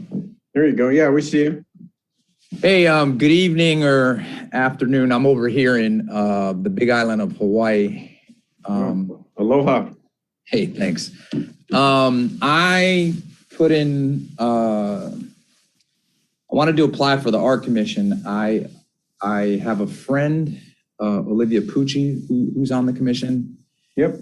And me and her met in the Hands on Art program here in Redondo Beach. My son went to Bernie. I've been in the Hands on Art program for about, I want to say 6 or 7 years. I started in Manhattan Beach with their program when my son was going to Valor. And I was lucky enough to have like a mentor, and she kind of guided me. She kept pushing me along. I'm originally from Maryland. I came from a community that's very similar to the beach cities, where we had a lot of local involvement with parents, generations that put into our town. I come from a very successful high school football program in Maryland. We've been in California now 20 years, and we bought our house in Redondo Beach in 2008, like the week my son was born. So we were lucky enough to get in during that time and then have my son, like I could watch him walk across the street to Bernie. Nice. I am a lifelong artist. I've been drawing since I was about 5. I went to the Art Institute of Fort Lauderdale for 3D animation. After that, I went to USC Film School. I graduated my film production degree from there. And over the years, I've done everything. I've had to, it's a hustle out here in the entertainment industry. So sometimes I've had to do graphic arts to pay the bills, but I shoot video. I do a lot of photography. I think I submitted not too long, like probably 2-3 years ago, for some of the power boxes around here. And I think my submission should be going up soon, or if it's not up already, I don't know. But I agree with a lot of, a lot of people are talking about the Artesia Corridor. I'm a District 4 member. I live over on Grant. I've a lot on that block has so much potential. Like I go to Manhattan, I ride to Hermosa, and I feel like we're all kind of one big community, but then there's that competitive edge with Manhattan and Hermosa. We're kind of like a good blend of both towns. And so I'm usually driving around and I see all this potential in our town. An example of some of the art stuff, like just doing the power boxes, or they started doing the murals on the power plant on those walls when you're headed down to the beach. Somebody mentioned murals tonight, and there's a lot of outreach. Everybody's been talking about tonight about planning, and I mean, it's kind of weird that the Art Commission, I think you guys had a motion or something that they didn't need it, and I think they both those go hand in hand. That there's a blend in there, especially down the Artesia Corridor, where some of those businesses have been around so long, like it's just a matter of paint and signage, like, like some simple advertising, those kind of things. And that corridor is specifically, for me, necessitates a good combination of art and planning. Mm-hmm. Anyway. Yeah, so we we have a storefront improvement program going on Artesia Boulevard. Yeah. We've got a matching program, which sounds like you know about. So yeah, it's just, but even then, it's like some of the businesses. I don't know if it's the owner of the property that the same paint. You know, it's like beige. It's the same color, same sign. And I mean, that could just be, I don't know if that's us or what, but a lot of like, say, if you go into like Culver City and some of these other places, like sometimes you can convince a store owner or somebody to muralize the entire store, you know, like, but I don't know what that entails with the business owner or the owner of the property either, but I don't know. I feel like the Art Commission has more of a role in outreach than anything. Like, I don't just look, no offense to some of the other people that spoke, but there's the fine art aspect of things, paintings. I have a background in art histories too, so there's the fine art thing, there's the sculptures and everything. But to me, art is also music and video. So there's an aspect sometimes I think that gets an opportunity to reach the younger population in our communities to just float them up to the top a little more and bring that aspect to it. Yeah, there's certainly, I'll just say there's certainly a lot of opportunity out there, and specifically where you're mentioning, but really all over town. And, developing themes maybe that you go along and go around and talk to business owners and kind of start to create a theme maybe, or to just, like you said, paint and some sort of, character of the area that, you could be captured or created. It's kind of a blank canvas. And we had talked, Councilmember Abaji brought up about decorating the giant overpass there, right? As you go under. I take pictures of that frequently. It's kind of cool in an industrial sort of way, but then how cool would it be to have it decorated too? So, yeah, totally get it. So let me see, Mr. Mendez, Councilmember Abaji had his hand up. So, Mr. Melendez, thank you for applying. You're only one of 3 applicants in the whole city who put the Art Commission as #1. And you graduated cum laude from the USC. Fight on. Love that. Can you tell me? I voted for you. Oh, thanks. But this has nothing to do with that. Hey, I'm throwing all the butter I can. All right. Question for you. This is a toughie.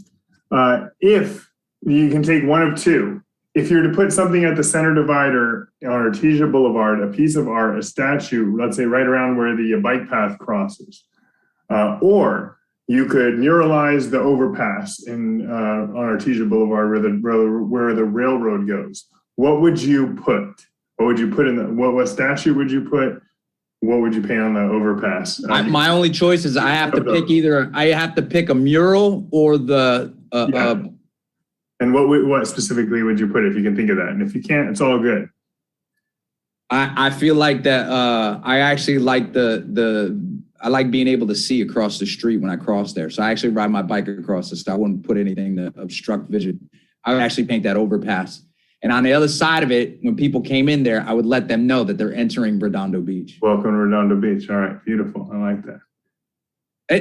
Well, there's something. It's funny you mentioned that, is because I feel I had a cup of coffee just now.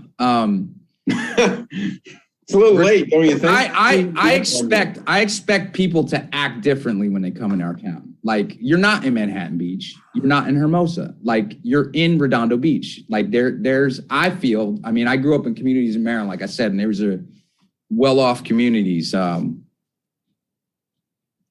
Like there should be an expectation when you come into our town to act away. Now, I don't know what that is, but I would like it if people slowed down. Like, I would like it if, like, you're no offense to Hermosa, but they got all the bars and it's like, yo, like, straighten up, you're in Redondo Beach. Like, act. Go slow, you're in Redondo. Right? Right, that's what I'm saying. But like, people should, like, I'm very aware of the local presence, the people that have been here, the natives, like people who have grown up here when those houses were one level. You know, it's the sleepy town that it used to be. And I talked to a lot of those natives, not unlike, you know, settlers or whatever. Like when you come into a town, there's a certain amount of respect.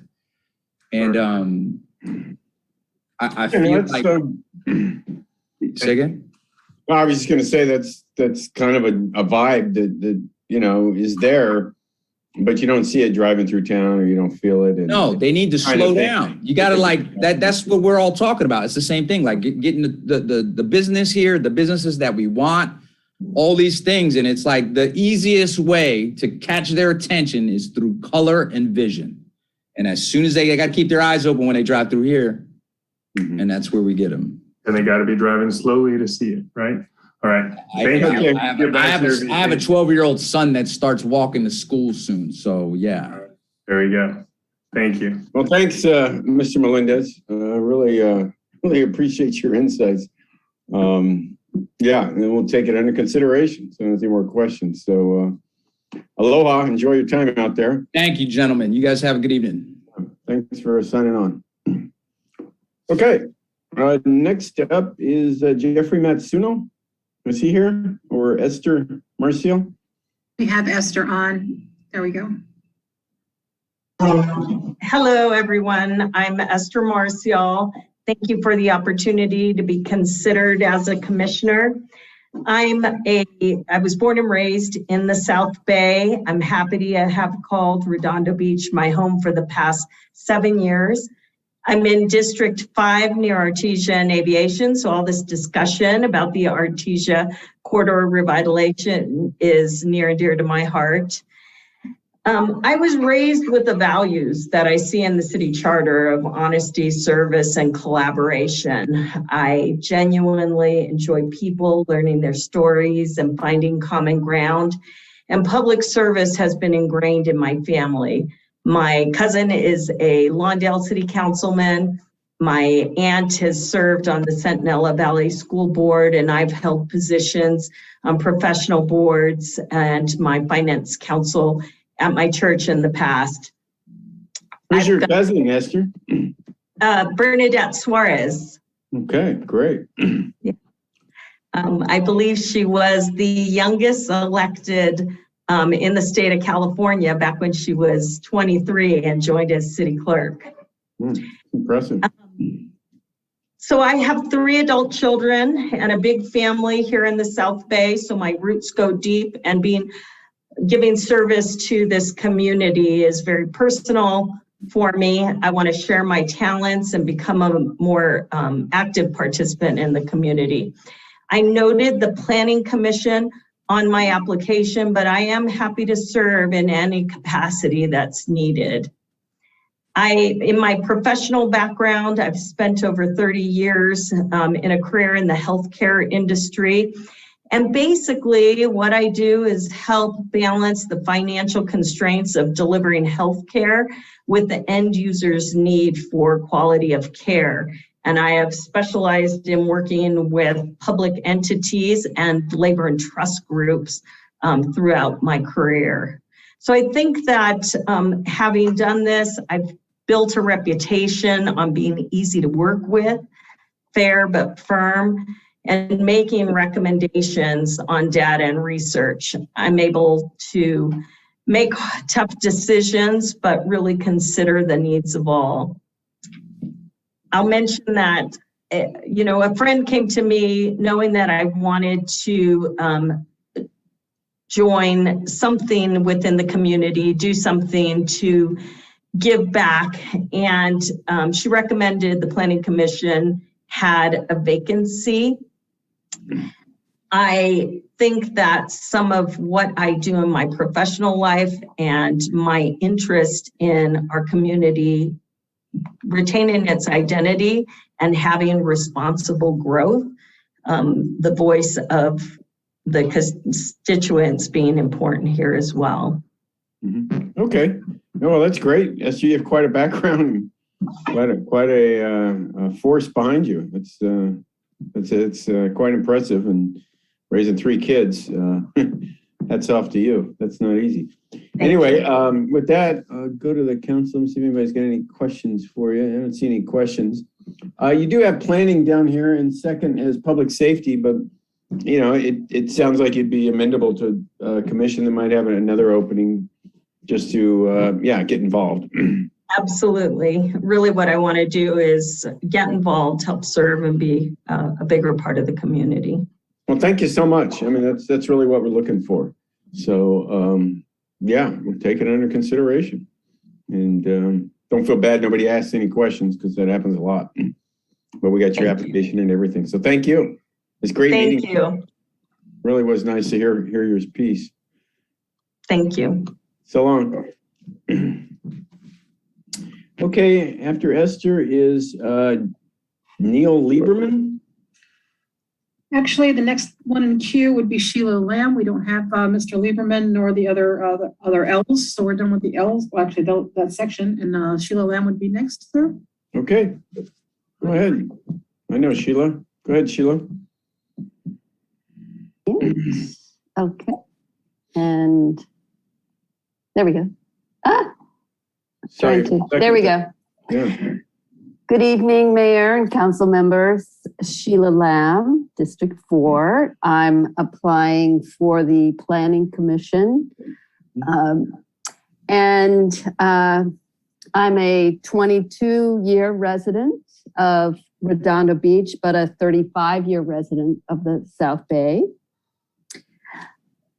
I have been involved with the community since 2000, actually 1999, on various activities related to land use. And I also currently am a member of the GPAC, General Plan Advisory Council, where I was able to obtain a great deal of experience regarding land planning throughout the entire city. How we use our land is one of the most important issues of concern for the residents of Redondo Beach. There are many forces and pressures converging around land use policies and activities here in Redondo.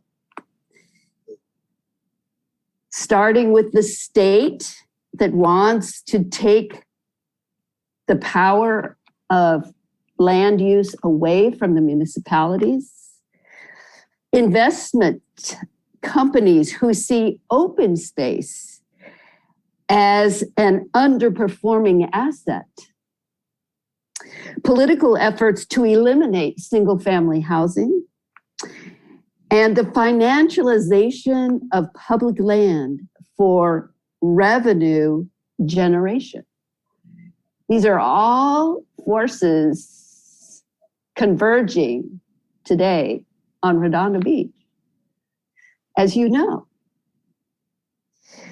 The growth and quality of life issues are also in play here with all of these converging issues.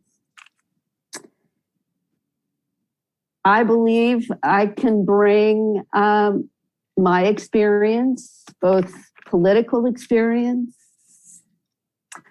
my experience in land planning through the GPAC, my experience of understanding the ongoing land use issues in Redondo Beach. I have a strong interest in delving into the municipal code, which would surprise some of you.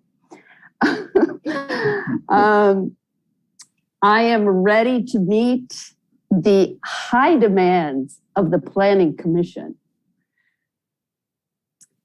which are extensive. Those demands are extensive. And I have a commitment to balancing open space, quality of life issues with community development. As my history and the work the volunteer work that I've done in the past really exemplifies that belief. So Well, thank you for the opportunity. yeah, well, thank you for everything you've done, Sheila.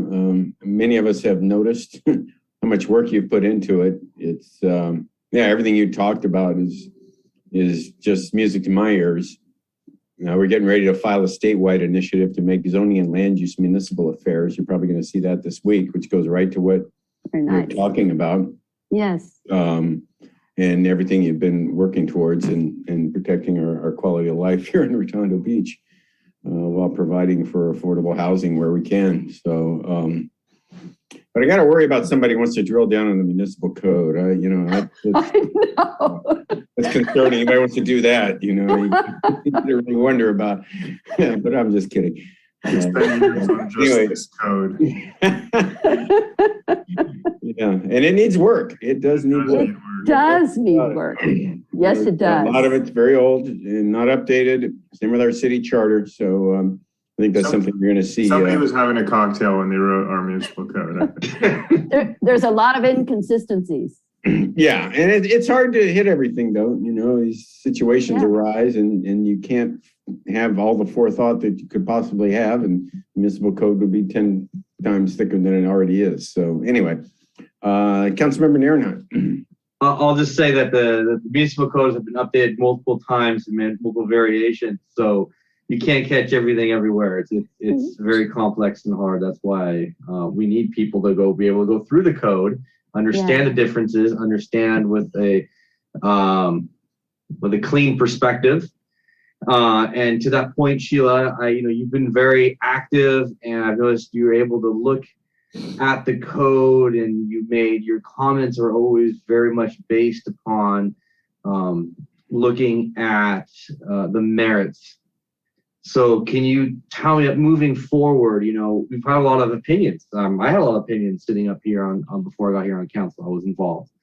But your ability to put aside personal feelings and objectives and a merit-based, can you explain your merit-based ability to look at a project or to look at something that comes before the planning commission and say, I'm going to judge it on the merits that are in front of me right now. Can you explain that to me?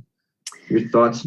Well, I think the work of the planning commission is really in my view, is grounded in the municipal code, right? You have to first see what that municipal code says and how the development meets that municipal code. There are other issues in terms of the planning commission that other guidelines that also come into play that have to be understood, reviewed, and applied to every different situation. And of course, then there is the balance of always wearing the hat of where the residents are standing, right? What are the interests of the residents? So I think there's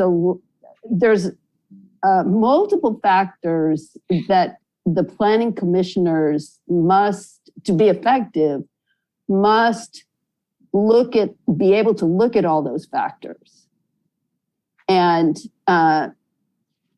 understand them and how they apply to every situation.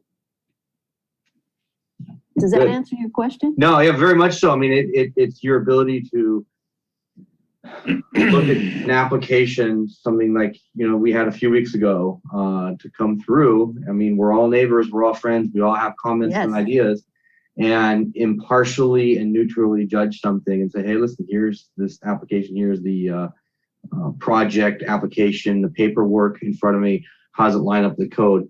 Rowe Strutzenberg did a phenomenal job of really just looking at the code.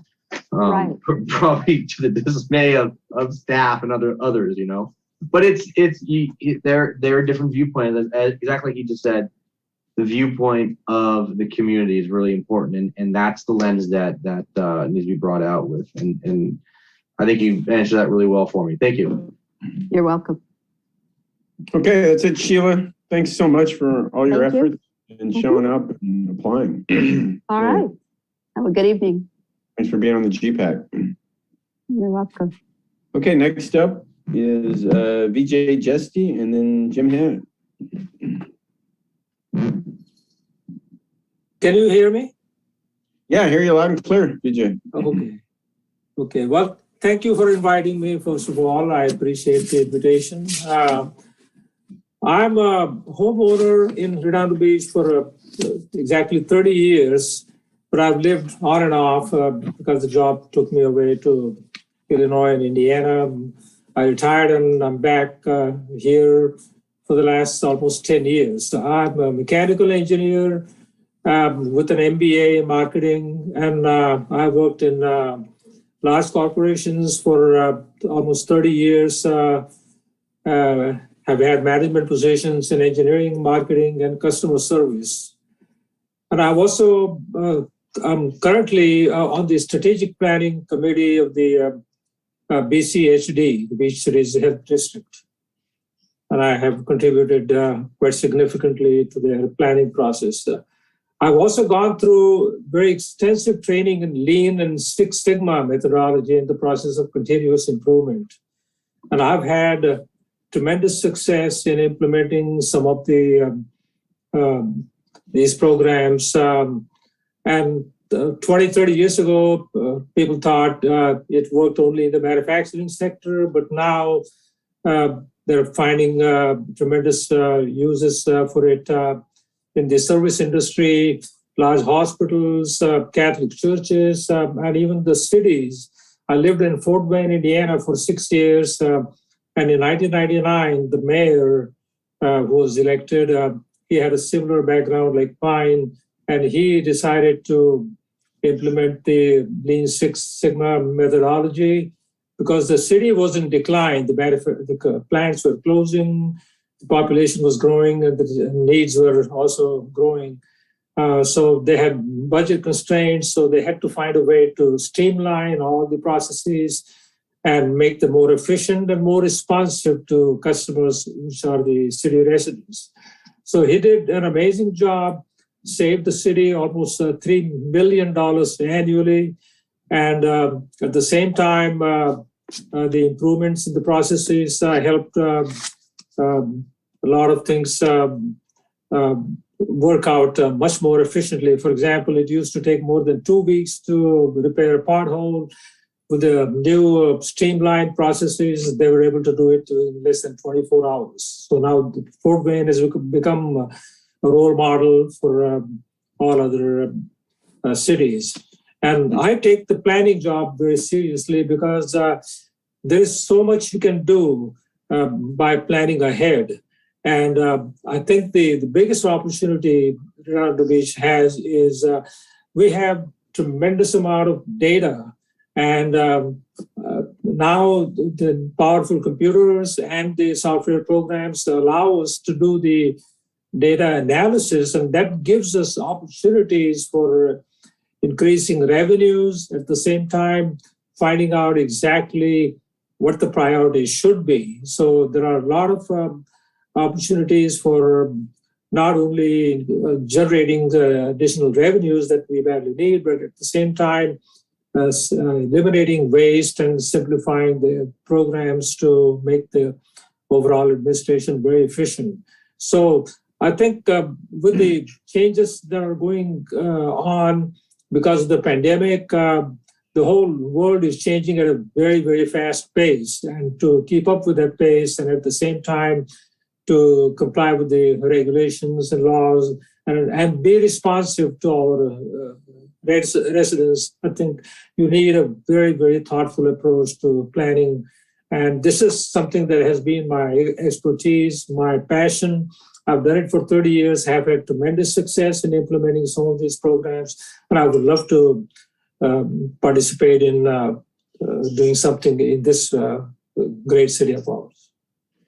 Oh, well, thanks, Vijay. And listening to you describe your experience and what you've done, it sounds actually more appropriate for public works. I don't know, have you considered that commission? I will be happy to serve the city in any capacity. So, okay. Yeah, I'm at your disposal. Like I said, this is my passion, my commitment to the city. Whatever I can give back to the city, I'll do. Well, that's great. That's great. Thanks for stepping up. It was a great rundown of your experiences and what you've been through. It's a wealth of experience. Councilman Robaji has a question. Vijay, thank you so much for applying. And looking at your background, I see you got your bachelor's back in India. And to a certain extent, being such a dense district, we kind of resemble more of the dense areas outside of the United States than here. What things do you think that we could do to enhance quality of life here in District 4? Be it from a public works, a park standpoint, or a planning commission standpoint? I think there are several things we can do. One is you have to look at the data to see where the residents are, where the majority of them are, which segment is growing, which segment needs more services from the city. So this is where, when you do the analysis, a lot of things start falling in place. And I know the senior population is growing. I'm one of them. But at the same time, the younger population would like to be more involved, more active, and they have the technology at their disposal that they can use a lot more readily and easily than we can. So I think this is where if you can get the best out of all these segments from the market, which is our city, I think we can all have a win-win situation in every category. And really, this is where I think the very, very careful planning, data analysis, those factors come into play. Thank you. That's really great. Yeah, I think that's a good idea. Hey, well, thanks for coming, Vijay. It's great to hear that all your experience and accomplishments. Thank you for inviting me, and good night to everyone. Appreciate it. Thank you very much. Bye. Bye-bye. Have a good night. Okay, next up is Jim Hannon, and then Cheryl Hannon. Is Jim on us? So Jim. Thought I did.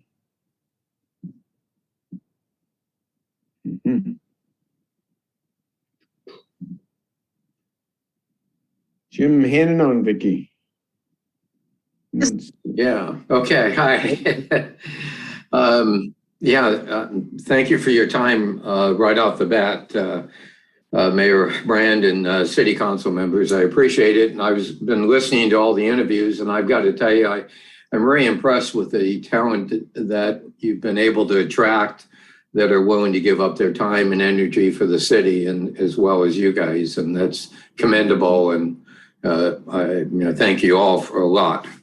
A little bit about myself. My wife and I have lived in Redondo Beach for over 40 years and really enjoyed the beach life and the vibrant community for sure. And I've a little bit about my background. I won't bore people too much because I'm old, but I spent 45 years in the aerospace business in project management, engineering, risk management, major subcontracts and operation. Very boring, but that was where I spent 45 years. That was the younger, more vibrant Jim Hannon, by the way. A little bit about my background. I've managed, I live in a condominium complex, and I was the president for that for over 30 years. So I've always volunteered, at least since I retired for sure. And I started a couple 501c3s over the last 10 or 12 years, helped found both of those, and currently have leadership roles, at least on one of those. I've been very connected to the Beach City South District Livability Committee primarily for the last 10 years, and working with the cities to adopt livability and complete streets initiatives and give humans higher priorities over cars. So I'm an instructor. I'm a USA cycling coach, a school cycling instructor, which is probably the thing I'm most proud of. I've been teaching children pedestrian and bike safety in the classrooms and on the playgrounds for the last 3 or 4 years, up to COVID naturally, and had over 5,000 kids complete our education programs to make them a little bit safer as they walk across the street and so on. Been working as general plan, and the last 8 years on the Public Works Commission, which I've really enjoyed the people, the city, and I learned a lot, by the way. I got to tell you that those people that get on these commissions, I think the first thing you'll learn is to listen to all sides, definitely include city leadership, staff, and public input, and, you know, analyze the data, look for creative ways to, you know, try to improve the city, whether it's safety or whatever it is. I think I know that I feel public safety is paramount. And I view the position as Public Safety Commission as an honorable position. I hope to get on that commission. I did put in there that second would be a planning commission.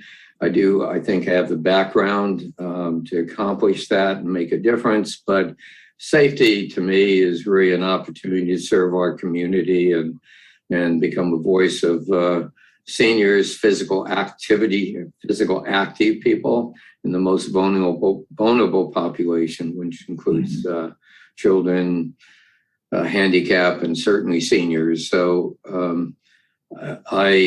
if you listening to some of the prior speakers, it looks like you have enough candidates for the Planning Commission, but if you don't, I'd be happy to serve on that. I like to be connected with the city. I've really enjoyed that and get a lot of pleasure and a lot of satisfaction out of it, as I'm sure the candidates that spoke earlier will also. I'm willing to answer any questions you might have. Great. Well, I don't have any questions, Jim. I just want to thank you for all your service. I mean, 8 years on Public Works, but all the other stuff you've done with Beach City Cycling and just, I mean, it's just nonstop. You give us a rundown, but it's quite impressive. You're definitely not gathering any moss, that's for sure.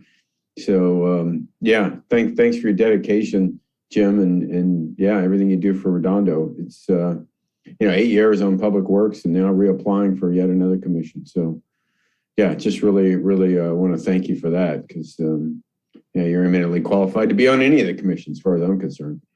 So Councilmember MD.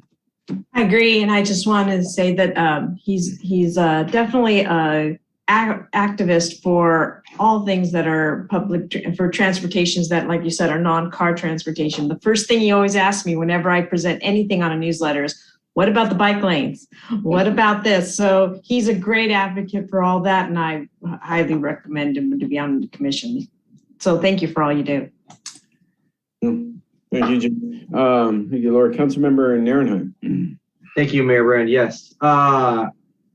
Jim, James, I got a question for you. So you want to go for the Public Safety Commission, as you are someone who's a great bicycle advocate. I believe this bill is still moving forward. There's a bill in the state Senate or state legislature that is moving forward to allowing bicyclists to roll through stop signs. And it's actually endorsed by a Santa Barbara Bicycling Coalition. You know about it, thoughts about it, and what the impacts could be for Redondo. Yeah, I'm very familiar with that. I've been tracking that. It was originally the Idaho stop law, they called it, and that dates back to about 2.5 decades. The interesting part of that, I mean, the engineering comes up, the side of me comes out. I love data. And so I took a look at that, and before and after, it was interesting to me that they actually improved their safety record. And there were actually less collisions, less crashes, and it created a more predictable atmosphere, because when you pull up to a stop sign, you're always looking around wondering which cars are going to stop or which bicyclists are going to stop and which aren't, which creates an environment that's unpredictable, which is not what you want on our city streets. So since the Idaho, law became in effect, now it transferred over to Washington. They adopted it a few years ago, and now Oregon has. And so I work with the California Coalition too, and so this is one of the things that we tried to adopt to get it through. But we tried it once before, about 5 years ago. It did not pass. So we tried it again this year. We'll see what happens. It is a little bit different, more progressive. I think legislation committee, and so we'll see if we can get it through. But I do look at the data, and the data says it actually makes people safer. So I'm all for that. Okay, yeah, it's currently sitting. There's Assembly bill, which hasn't been voted on yet. Mm-hmm. So, okay, that's it. Thank you. Yeah, I hadn't heard about that. Senate Transportation. Well, yeah, I would like to say one thing. I know that, we've got a lot of changes out there. I mean, I think everybody understands, but, I think there's a lot of, micro technology that's coming out, and certainly, with e-bikes, e-devices, period. But there's a lot of things, including autonomous vehicles, that are going to be rolling out, shortly on our city roads. And I don't think we're prepared for that. And I think we should have been. I think we should have seen this coming. And I'm not saying shame on us, because I was part of it too, but I do think that we really need to take a look at this and see how we can all respectfully commingle on the same turf, on the same streets. And that's, and we do need to get people out of cars and make them more active, and, whether they're commuters or just, riding or surfing for pleasure and exercise, people should be doing that. So thank you for your time. Yeah, thank you, Jim. Councilmember Albaji has a question. I just want to say thank you, Jim, because I've been working with the Public Works Department on creating a pathway from District 4 North Redondo to the beach safely and easily, and then back with signage. And we're trying to figure out the best route. And they said, you know what, let's ask James Gannon, because he will know the best way to go. So I appreciate that. You are always going to be a huge source of knowledge and experience for us, and certainly a person who can lead us towards a greener, safer bicycle culture here. And we're all for that. So thank you for your service. Well, thank you. I appreciate you saying that. Yeah. Thanks, Jim. Thanks for joining us. Really appreciate it. Thank you, and have a good evening. You too. Have a good night. Okay, next up is Cheryl Haniff, and then Jennifer Hall. Is Cheryl available? No, but Jennifer Hall is. Okay, Jennifer.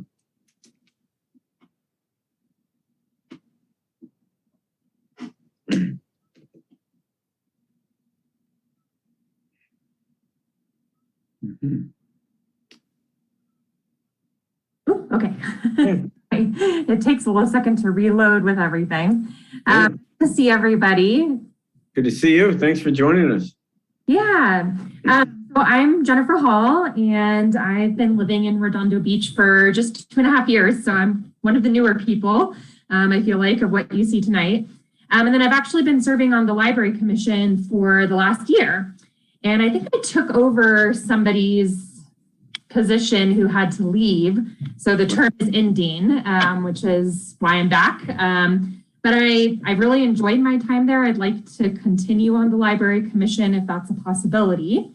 I've an unusual past year compared to what it normally would have been, but I've really like everybody on the commission, and I think there's some really interesting ideas that we're kind of working on that I think would be really great for the community. So I'd love to be able to see it through.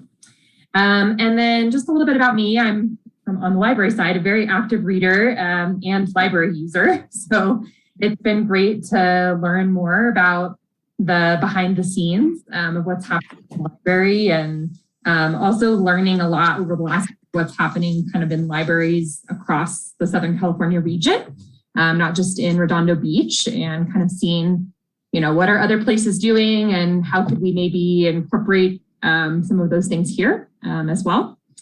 And then just my professional background, I'm a college psychology professor. And I also worked for over 10 years as a mental health clinician with kids and families kind of all over LA County. And then I currently serve also as a volunteer with the local junior league. And I am the chair of their Kids in the Kitchen committee, which focuses on nutrition and healthy living, and then targeting food insecurity issues as well. So I, would love to stay on the Library Commission. I'm also open to other commissions as well. I think I have that on my application. The Youth Commission, I think would be a good fit, but really just enjoying being more involved in the city and would love to continue on as a commissioner.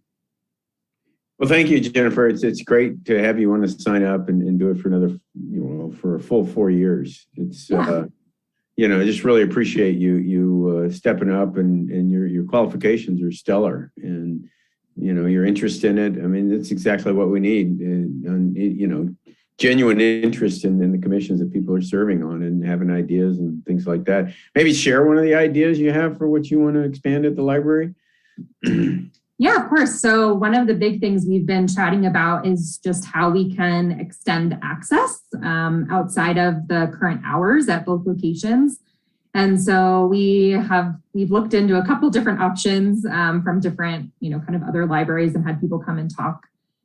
So we've looked into kind of like a book vending machine where that's outside and people can come and, get books after hours.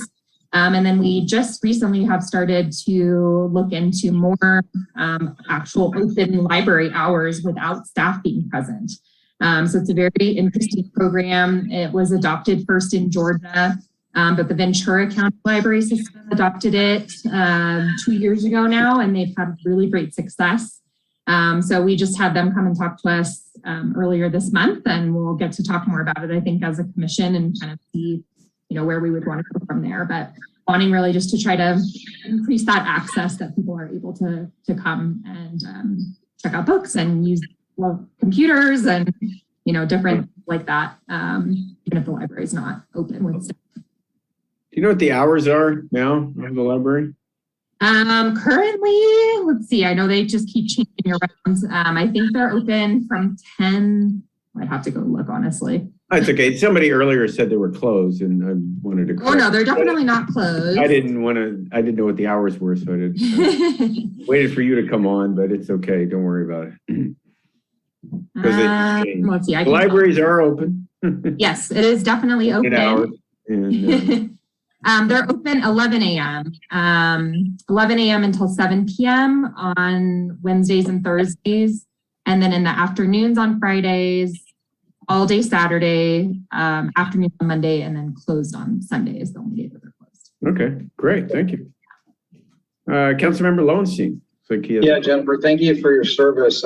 Actually, Mayor Brand asked the question I was going to ask you, but I'll ask you another question, and that is, how do you see the move towards streaming services that we're now doing at the library versus just books? I mean, are you seeing a lot of adoption of that? A lot of people. Yeah, definitely. I think it's been really successful. Everything, just the number of people that are accessing the digital content has just gone kind of through the roof, especially during the pandemic and during the months that the library wasn't open.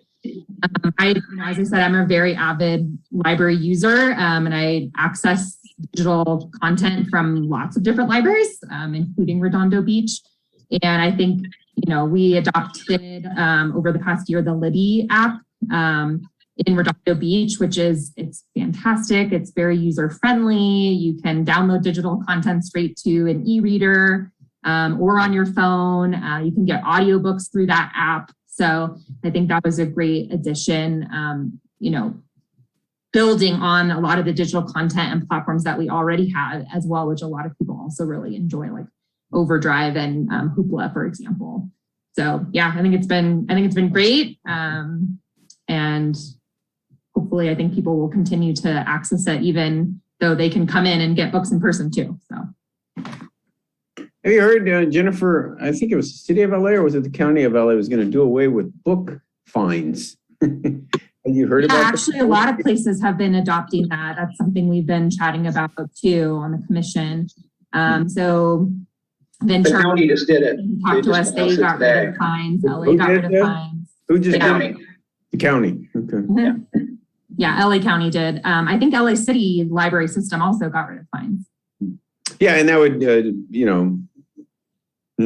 I guess others get discouraged from using the library when they get big fines, and then cuts into, people's availability of it. I don't know what kind of revenue we get out of it, but I'm all for it because I found a book today I checked out about a year ago, and I'm gonna wait for that law to pass and I'll go take it back.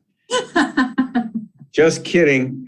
Turn your books on time. Well, I got to tell you, Jennifer, thank you so much. I mean, your just enthusiasm for this comes through the screen and showing up and everything. It's great. So really, really appreciate it. Thank you. And thank you to all of you too for, all the time that you give as well. So yeah. Thanks for continuing to give us input. So don't hesitate. Awesome. Have a good night. You too. So long. Thanks again. Okay, next up is Vivek Gupta, and after that is Jamil Gittens. Hi. Hi, Vivek. We hear you. Well, we did hear you. I don't know, something about people got to sign off and sign on, and so we'll be patient. Okay. Hi, can you guys see me? Yeah, loud and clear too. Okay, good. Hi, my name is Vivek. I grew up, just a little bit of background. I grew up in Hemet, which is like 2 hours east of here. I went to UCLA. I was a history major. I then went to New York for med school. I came back and I got a public health at USC. And then I started my residency at Harbor. Then I started working for Healthcare Partners, which is now Optum.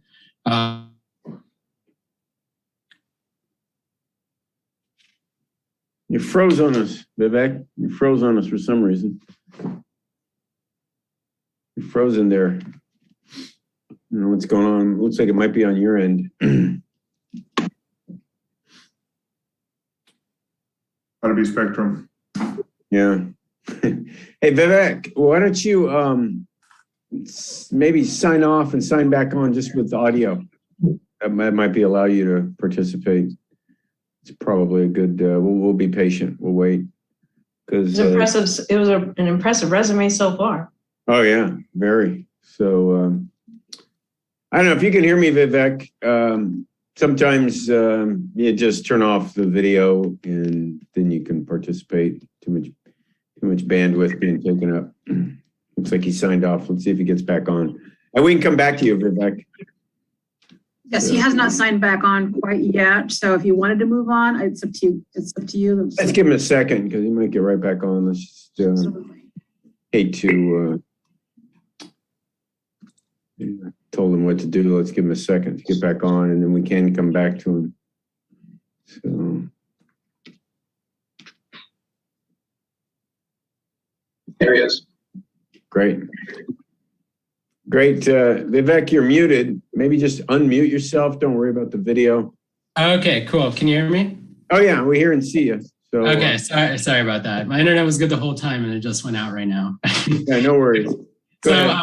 Basically, I did my residency training in internal medicine at Harbor, and then I started working for Optum. And slowly I've been involved more in administration. I still work in the hospitals and the skilled care nursing facilities. I now help manage one of our PT clinics. I've been very involved in the COVID efforts in the last year in the skilled care nursing facilities. As you might know, we got, unfortunately, we had a lot of mortality in the SNFs with our patients. So I was trying to, educate the SNFs at the beginning. And right now I'm trying to get some of our skilled care nursing facilities, their healthcare workers still vaccinated. Fortunately, we did pass that mandate recently, which was helpful. And otherwise, I also started my own medical weight loss clinic right in the 510 Prospect building. So I've been doing that for a year as well. Medical what?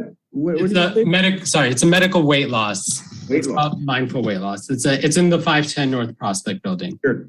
Yep. So I got boarded in internal medicine and obesity medicine. And so, I majored in history in college because I had some really good high school history teachers. I became very passionate, in government and seeing government as a force that can really help people.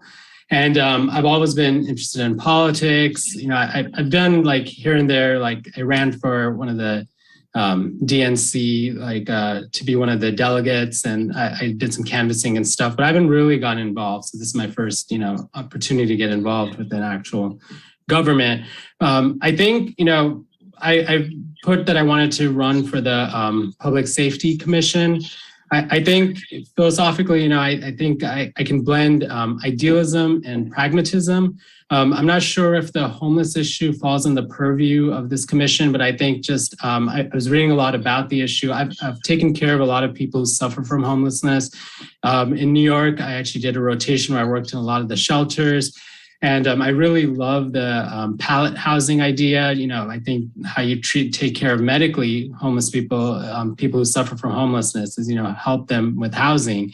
And I think, I know it's been very tricky, last year, moving the shelter. And I actually in 510, I got the notice that it was going to go into beach cities, and I got the notice that it was going out, and it was kind of interesting seeing people's reaction to that. So I like working with hard problems. I like, trying to deal with a lot of people. And, I have 3 kids. I have a 4th kid on the way, and I'm really invested in, in the community. I've lived here for 10 years. I lived 2 years in Lomita, but I basically have a house here. Our kids are now going into the school district here. We're actually moving to another house, which is next door to here. But I'm really passionate about Redondo. I brought all my kids from their hospital here. I want to make sure, to balance my humanism for people who actually suffer with homelessness, also with, safety. I want my kids to be safe. When I was young, my cousin, in Hemet, there was a drive-by shooting at his house and stuff. So I understand, safety and crime. And I really want to make sure that this community is safe for my kids. Mm-hmm. Well, thank you, Vivek. I got to tell you, I go through a lot of these resumes, obviously. I go through all of them. And I ran across you. I've never met you. I didn't even know if you were a man or a woman, frankly. But I did highlight something that you wrote under many questions, more questions and comments, and I'm just going to read it. In my leadership roles and my therapeutic relationships with patients, I learned that the most successful ways to achieve the best outcome is to balance an empathetic and understanding perspective with directive, action-based goals and objectives. That's really, because you have to be directed, right? And at the same time, you have to make people feel like, you're taking them under consideration and kind of find a way to bring them into the fold. But you do have to be directed when you do have to move forward on a path. And so that really resonated with me because it's kind of what elected officials are charged with. That's what we see all the time, daily, not just elected officials, but, obviously in workplaces and just personal lives. Yeah. So, that really, you took the time to write that down and put that, all that, and really, really appreciate it because it very much resonated with me. And I think in your field right now, you see that with the vaccination, right? Oh, totally. I mean, about vaccine hesitancy is the #1 case study in that, Yep. And dealing with healthcare workers also, internally, I am somewhat frustrated, but you have to talk to people and, figure out what they're, because a lot of people are coming at it from very different things. I mean, you have people, the microchip people, but then you have the other people who are, they have legitimate questions, they don't have as much of a science background. they don't know like the mRNA technology. And then, now we're going to have our kids vaccinated, and I totally understand that. I mean, there have been some cases of myocarditis, although those kids have been fine. And, there's higher risk with the virus than there is with the vaccine. But, all these things are legitimate concerns for a lot of people. And you just got to bring them on board. And, I practice every day in my role in Optum as, I'm getting more and more into, running things and bringing in like changing up and going in different directions and having to bring people on board. So, I'm trying to learn this every day. One thing I didn't mention, I forgot to, is I think I wrote in my application, I'm also a mindfulness practitioner. I've been a mindfulness practitioner. So I've been meditating for a really long time. And, I got certified in mindfulness-based eating, and I use that within my obesity clinic, my medical weight loss clinic. So a lot of these skills like also are very helpful in that, because it's like I meet with all my patients every 2 weeks in that, and really getting them and like coming up with individualized approaches and really figuring out, obstacles in their lives and having smart goals and figuring out the next step, how they can go to the next step. So, thanks for bringing your expertise to the city and throwing it out there for us, because this is what makes this a great community. So, Councilmember Lowenstein. Yeah, Vivek, I had the same experience. I had great history teachers in high school, and that's why I became a history major. Just a little disclaimer, I met Vivek when I was campaigning last year. And one of the first things he said to me, he goes, "How do I get more involved in the city?" And this is genuine from him. Of all the conversations I had, him and his wife were probably one of the best conversations I had campaigning. Bill, I think he'd be great for you to interview on one of your Facebook Live chats when you talk about local COVID response. Sure. So I wanted to ask you, Vivek, how do you think your background in internal medicine could help public safety when it comes to for example, the number of calls we've had from our paramedics has just skyrocketed over the last few years. Do you think you could add to that in any way? Is it something that you think from your background that you might be able to shed some light on how we can improve experience? How do we deal with hospitals, et cetera? Yeah, I think so. I mean, one things I do love about Optum is we really are into like health systems management. I mean, in that aspect, we're trying to deliver like really good cost-effective care, but still like studying health systems, figuring out, root causes, and really, I think I'd have to study the issue a lot more. But in terms of, like maybe if you're talking about how we can divert some of the calls to other interests, or like what we use in our, in like Optum, we have like nurse lines where people can call first, and triage, like having the first line of triage, so that instead of like everyone going directly to the hospital, a lot of times people don't necessarily need to go to the hospital, and they could be treated through other means, like whether that's, setting up an outpatient appointment the next day or like getting soon. So this is kind of like exactly my wheelhouse. This is what I do within Optum, basically. Super, thank you. Yeah. Hey, Councilmember Obaji. Sorry, eating my dinner, but Dr. Gupta, first I want to thank you for being a healthcare hero. You're a reminder, actually, that our city has done pretty little, unless I'm recalling incorrectly, to recognize our healthcare heroes, and we need to do more. One of the people when I was campaigning a doctor told me, you guys, should give us some sort of perk, a free coffee day or something. So you're a reminder of that. And thank you. I know, a person in your position could simply say, I'm saving lives out here on a daily basis. I'm doing enough. But you're awesome for wanting to get involved more and give back. And I'm sure Mr. Lowenstein and I will keep on the mayor to make sure you get appointed somewhere as a start at least. Yeah, no, thank you. I mean, I'm definitely passionate about government. I think my history background is one thing that showed me, like I've learned a lot what government can actually do throughout, in people's lives. And I'm a true believer in that. And again, I think just having kids, has attached me to my community and just wanting to make this place like a good place for them. Awesome. Thank you. Well, thanks, Vivek. Really appreciate you hanging in there and sharing all that with us. Thank you so much, guys. Have a good night. You too. Thank you for the opportunity. Okay, next up is Jamil Gittins, and after Jamil is Carmen Gibbon. Yamil.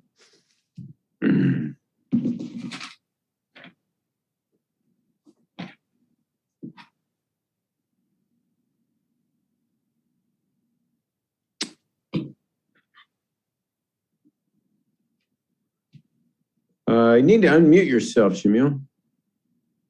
You are muted. Unmuting right now. There we go. So first of all, I want to say it's hard to go up, after Mr. Gupta.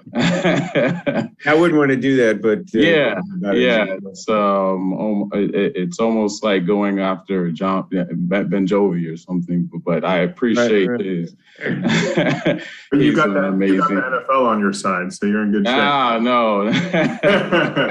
Yeah, this is just a work filter. So no, I want to say thank you to the panel. Thank you to Mayor for having me. And I think that this has been a fruitful conversation. I've stayed on for most of it. And I think that, everyone that's been a panelist has offered a lot. So what I'll say is, for myself, just in regards to my background, have had the privilege to work in the Preservation Commission for about a year now.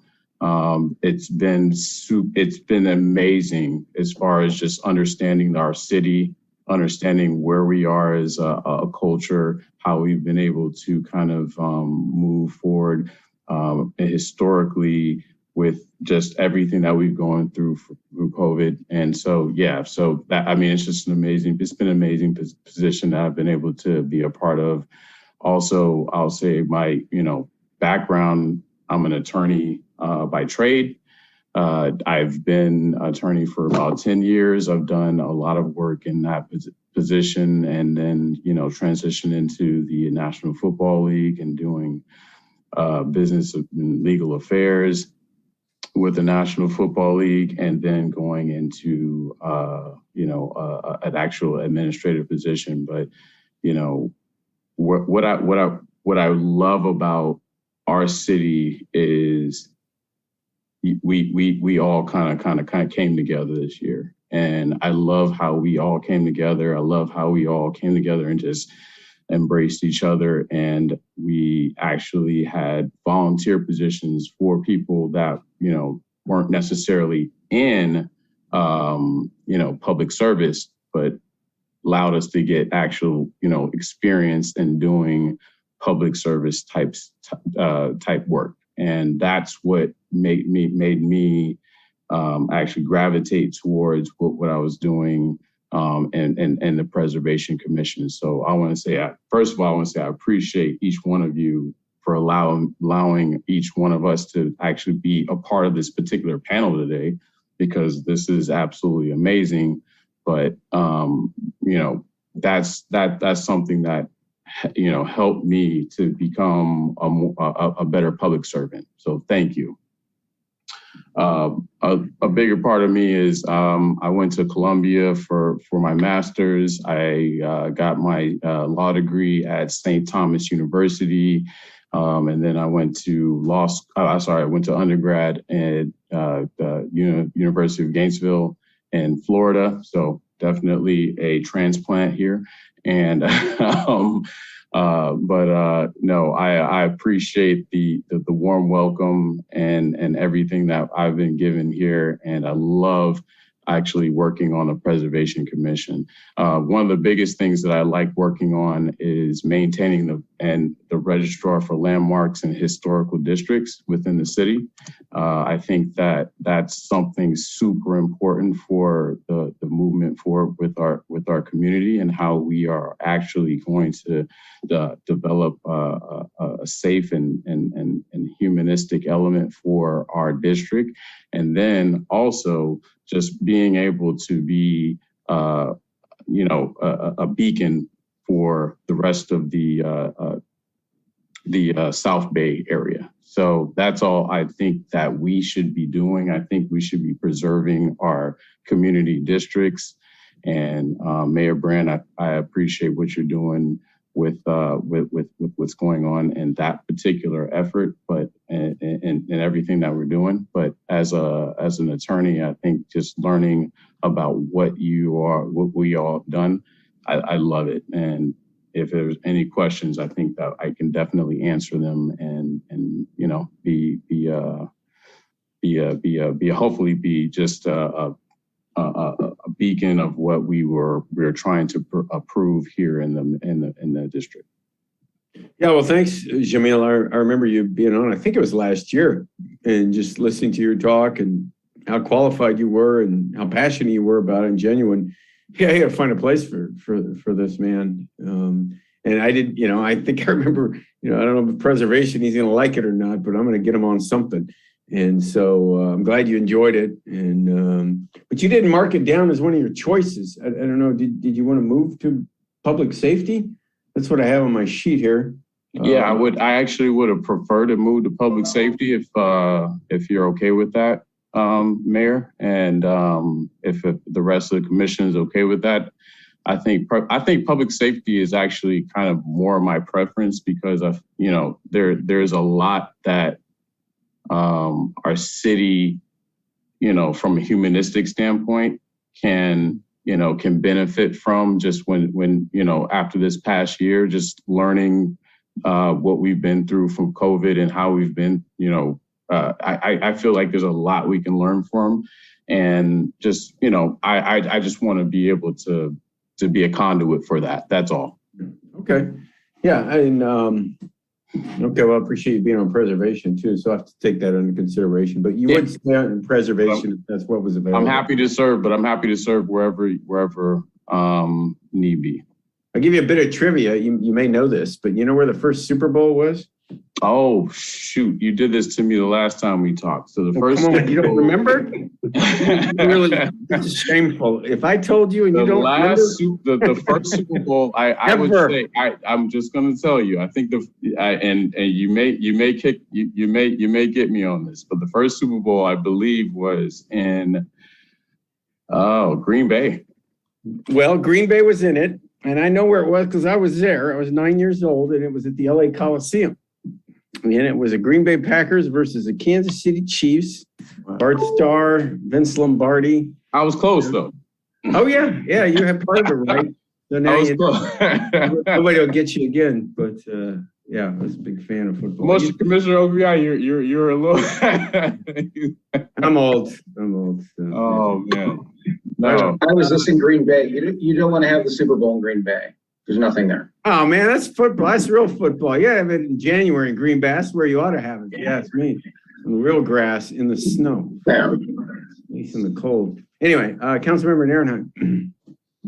Thank you, Mayor Brand. So, Mr. Jamil, you have an impressive, you like everyone else, but I mean, you're really impressive resume.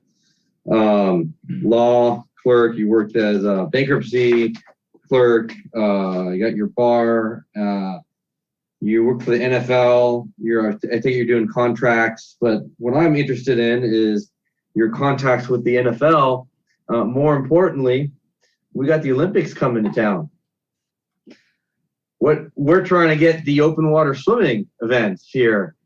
How being in NFL, what do you think we could do chances to get the open water swimming and or any other events? Yeah, I think that's a super idea. And I think that's something that we can definitely make happen. And I talked to a lot of our executives about how do we incorporate our beach water districts into into what's going to happen in 2022, right? And so 2028. Yeah, in 2028, yeah. So I mean, Super Bowl and past Super Bowl. So I think that's something that we, all right. I think first of all, the first part is just trying to position this wonderful city into Super Bowl 2022, and then figuring out the next steps for the Olympics. Right. Yeah. because this is a strategic place for everything to move forward when it comes to leisure, when it comes to comfort, when it comes to all of those wonderful things that Redondo offers. Did you see our video for the bonds by any chance? I did. Wonderful. We want some more videos like that. I think we can get some context from you. But yeah, Dan Marinelli, I think he's still on the public works. So you can put in public safety. What? We can do some graphics there. Yeah. Yeah. I mean, it'd be great. On your application here, it says District 1. I'd love to claim you for District 1, but I saw your address. I'm like, that's not District 1, that's District 2. That's Todd. So it's not you. I think it's city clerk, so we'll throw it up with them. But I can help. I can definitely help and put you in contact with our graphics communicator because I'm in charge of our LA plan for SoFi, and we can do a graphics report for maybe this area. Yeah. And then just kind of, highlight how beautiful this area is. Yep.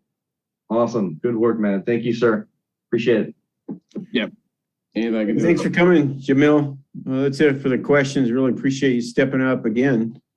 And we'll figure something out. I'll either keep you on preservation and find another spot. So thank you. No worries. Thank you so much for having me. Yeah, have a good night. Okay, next up is Carmen Gibon and then Desiree Galassi.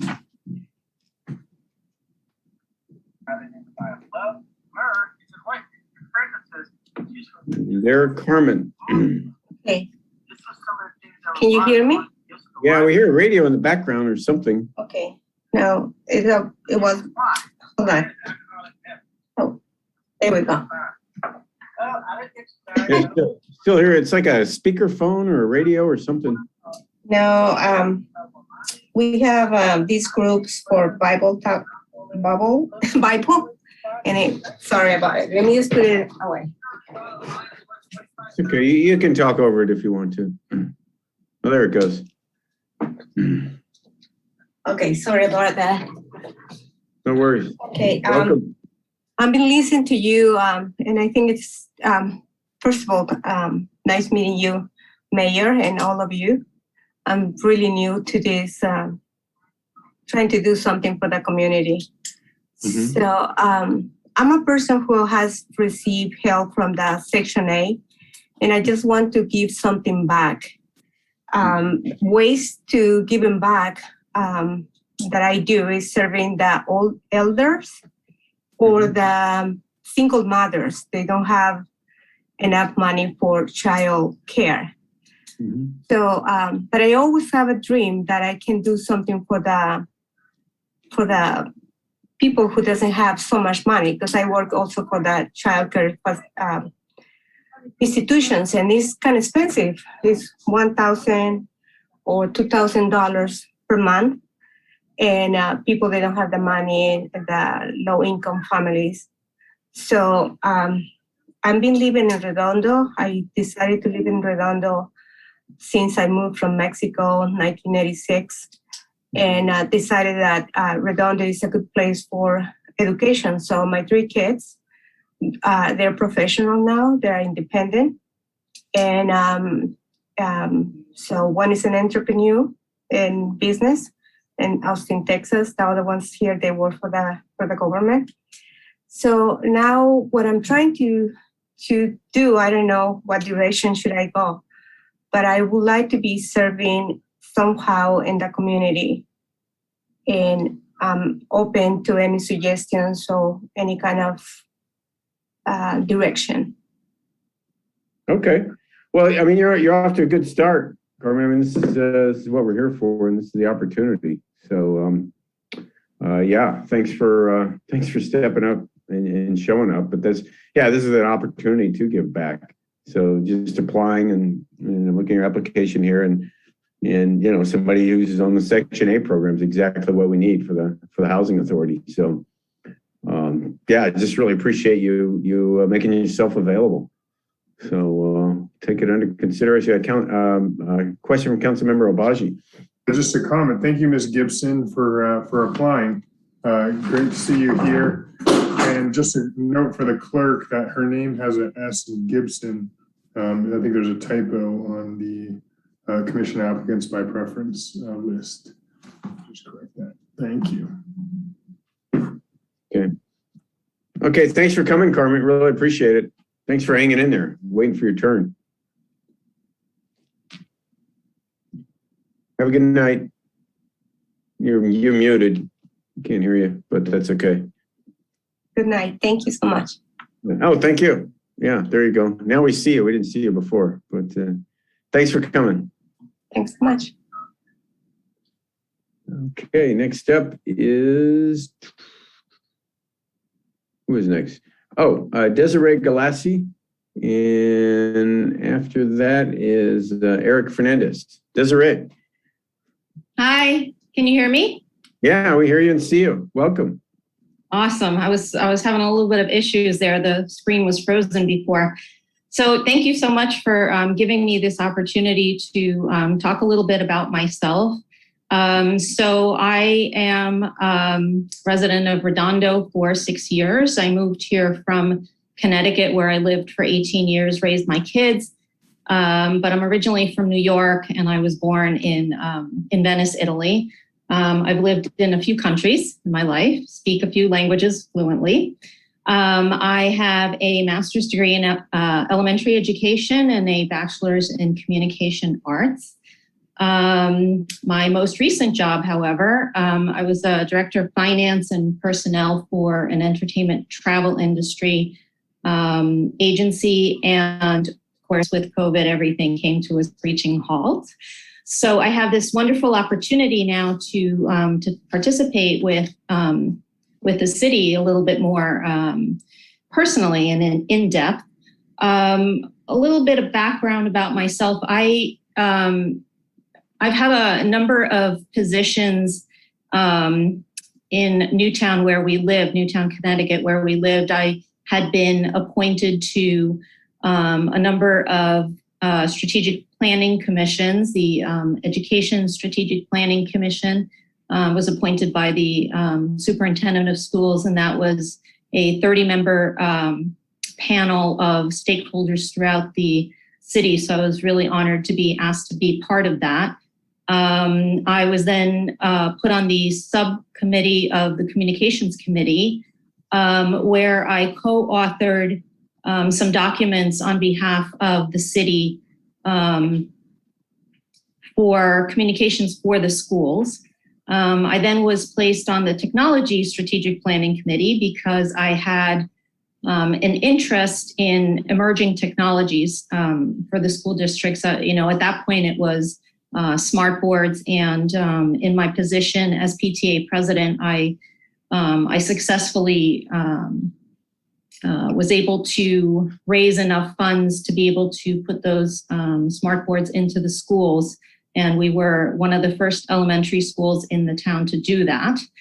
I was also president of Newtown International Center for Education, which was a parent volunteer organization that we created to support this program that was going on in the high school.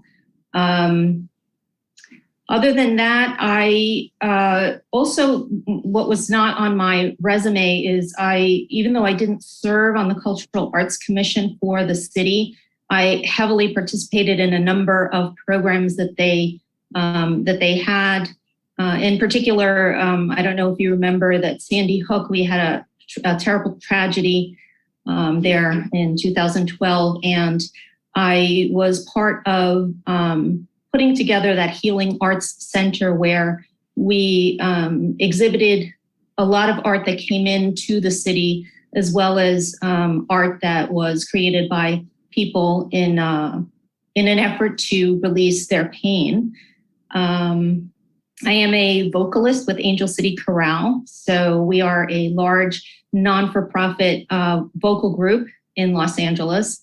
I served on their strategic planning committee. I also was part of their production team which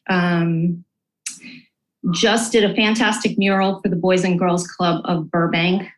I participated also in diversity, equity, and inclusion, which was something that was very important to this organization. But it seems that this is something that's really important across the board for any group to talk about.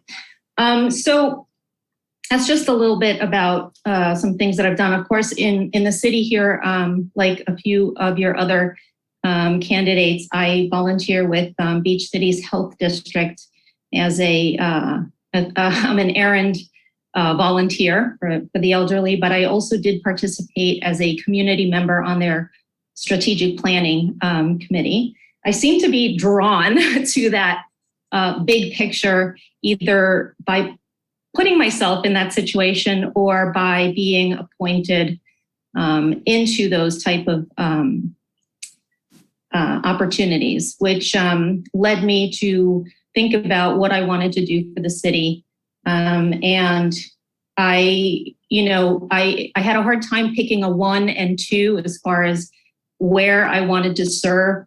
To me, they are both wonderful, but I put down the Parks and Rec Commission because, with my background in education, as well as the finance work that I did for the last company that I was with, it's interesting to me to be able to think in terms of what cross collaborations we can have with other commissions, such as the Historical Commission or the Arts Commission, or maybe the Library Commission. Somebody earlier mentioned doing a scavenger hunt. So, in part, obviously, Parks and Rec is about the budget and about, maintaining your facilities and things like that. And in part, it's a great opportunity for us to think in terms of what can we do with the city, with the schools, what ideas are out there in order to expand our presence in the Parks and Rec Committee. We have a wonderful opportunity, everybody's mentioned it, coming up with the Olympics in 2028. And I believe that Parks and Rec can play a big role in that. I think in terms of also, the power plant, when that comes down, I think that Parks and Rec will have a wonderful opportunity to see what can be done with, a part of that area. And it's very exciting to me. And, my ability to see things in big pictures, I think would lend itself well to this particular committee. Likewise, somebody earlier spoke and wanted to dismantle the Arts Commission, which I don't know that I agree with that. However, what I think might be a great idea is to actually broaden the depth of that commission and call it a cultural arts commission, where, it's not just about art installation, but it's about grants and scholarships for kids and adults, recognition, maybe having a poet laureate, photo exhibitions, film screenings. There's so much that can be done with that particular commission. And I think we have an opportunity to look more strategically into what we can do with it. So anyway, I hope I've given you a little bit about myself and if there's any questions. Oh, one other thing, maybe you want to know. What I do in my spare time is I play pickleball. That's another reason why I would love to be on this commission. I've done a lot of research, which I provided the Parks and Rec Director and Public Works as to, what some wonderful facilities are out there. And there are great feasibility studies that are available to examine. So for future use for us too. Okay, there we go. You have spare time? That's quite an impressive rundown, Desiree, of your, what you've been involved in. It's an incredible cross-section of everything: finance, arts, Parks and Rec. I mean, I can't even remember it all, but that was And you're already involved in the community with the Beach East Health District, Aaron volunteer and get involved in the beach life. Now you're down here. Sounds like you're in favor of pickleball courts and cultural arts museum on the AS site. It just goes on and on. So, gosh, I'm not going to find somewhere for you to go for sure. So it sounds like you take an interest in most anything. But I appreciate your outreach for recreation and parks. Councilmember Obaji. Hi, Desiree. Thank you for applying, and indeed, I appreciate all your volunteerism, especially at the first Beach Light Festival. That's pretty awesome. How many people can say that they volunteered, which has been a great amenity for our city. I remember you from your appeals to me and others to establish pickleball courts and fund pickleball courts.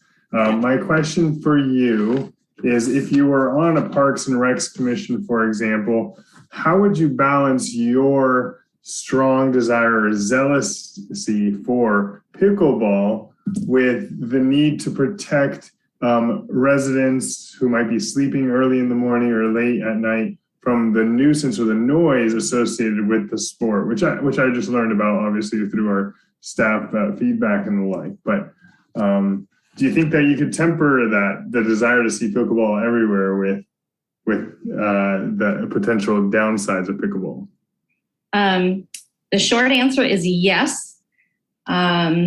It's really not about my own personal interest. It's about the broader big picture of the Parks and Rec Commission. And as I mentioned, there's a lot that we can do there. That's only one small thing. And to answer your question more directly, I do know of the concern that residents have. Listen, I love pickleball, and I would not want to have it in my eardrums 24 hours a day. So that's something that, that needs to be looked at very carefully, especially for where the city decides to put these courts. I know that there are ways to mitigate that sound. One of the feasibility studies that I found actually had some noise barrier type fencing that apparently reduced the sound 50%. Of course, geographically, where courts are could amplify the sound just based on where they are. It depends on, how the land is situated. And, and I'm not a land expert, but, I've been in many amphitheaters, Greek and Italian amphitheaters. So I know how sound travels up. But that's, as I said, that's just it's just a really small component. And I think I've, if you look at my resume and everything else that I've said, I'm a big picture person. And one of the things that I really enjoy doing is seeing potential and finding solutions to, lofty goals that we may have. And this is just one little fragment of a lofty goal for the Parks and Rec. Thank you. Yeah. Okay, well, thanks, Desiree. Really appreciate you coming out and throwing yourself out there. It's quite an impressive experience you've had. So I'll try to figure something out. But I'll say this to everybody, there's not enough slots for all these wonderful people. I don't know, make a special commission for wonderful people to help out. But if you don't get it this time, I hope you stay engaged and apply next time as well. I mean that for everybody, not just you. So anyway, thanks, Desiree. Have a good night. Okay, next up is Eric Fernandez. Is Eric available? Yeah, looks like it. Eric, you're muted. Unmute yourself. There you go. Hello, good evening. Evening, Eric. Thanks for joining us. Absolutely. Thank you for having me. Yeah, sorry, I had to log off and log on as everyone else is doing this evening. So I'll give you a little bit of background on myself and the commission that I'm serving on. I've been a resident of Redondo Beach since about 2006 or 7. My wife and I briefly moved to Hermosa Beach for a couple of years, but we've been homeowners here since 2013. We're raised 2 boys who are grown up and attending the local elementary school. I was a history major back east, which kind of led to my interest in history, and which is why I'm currently serving on the historical commission. I'm a big believer that history informs us, and also just the fact that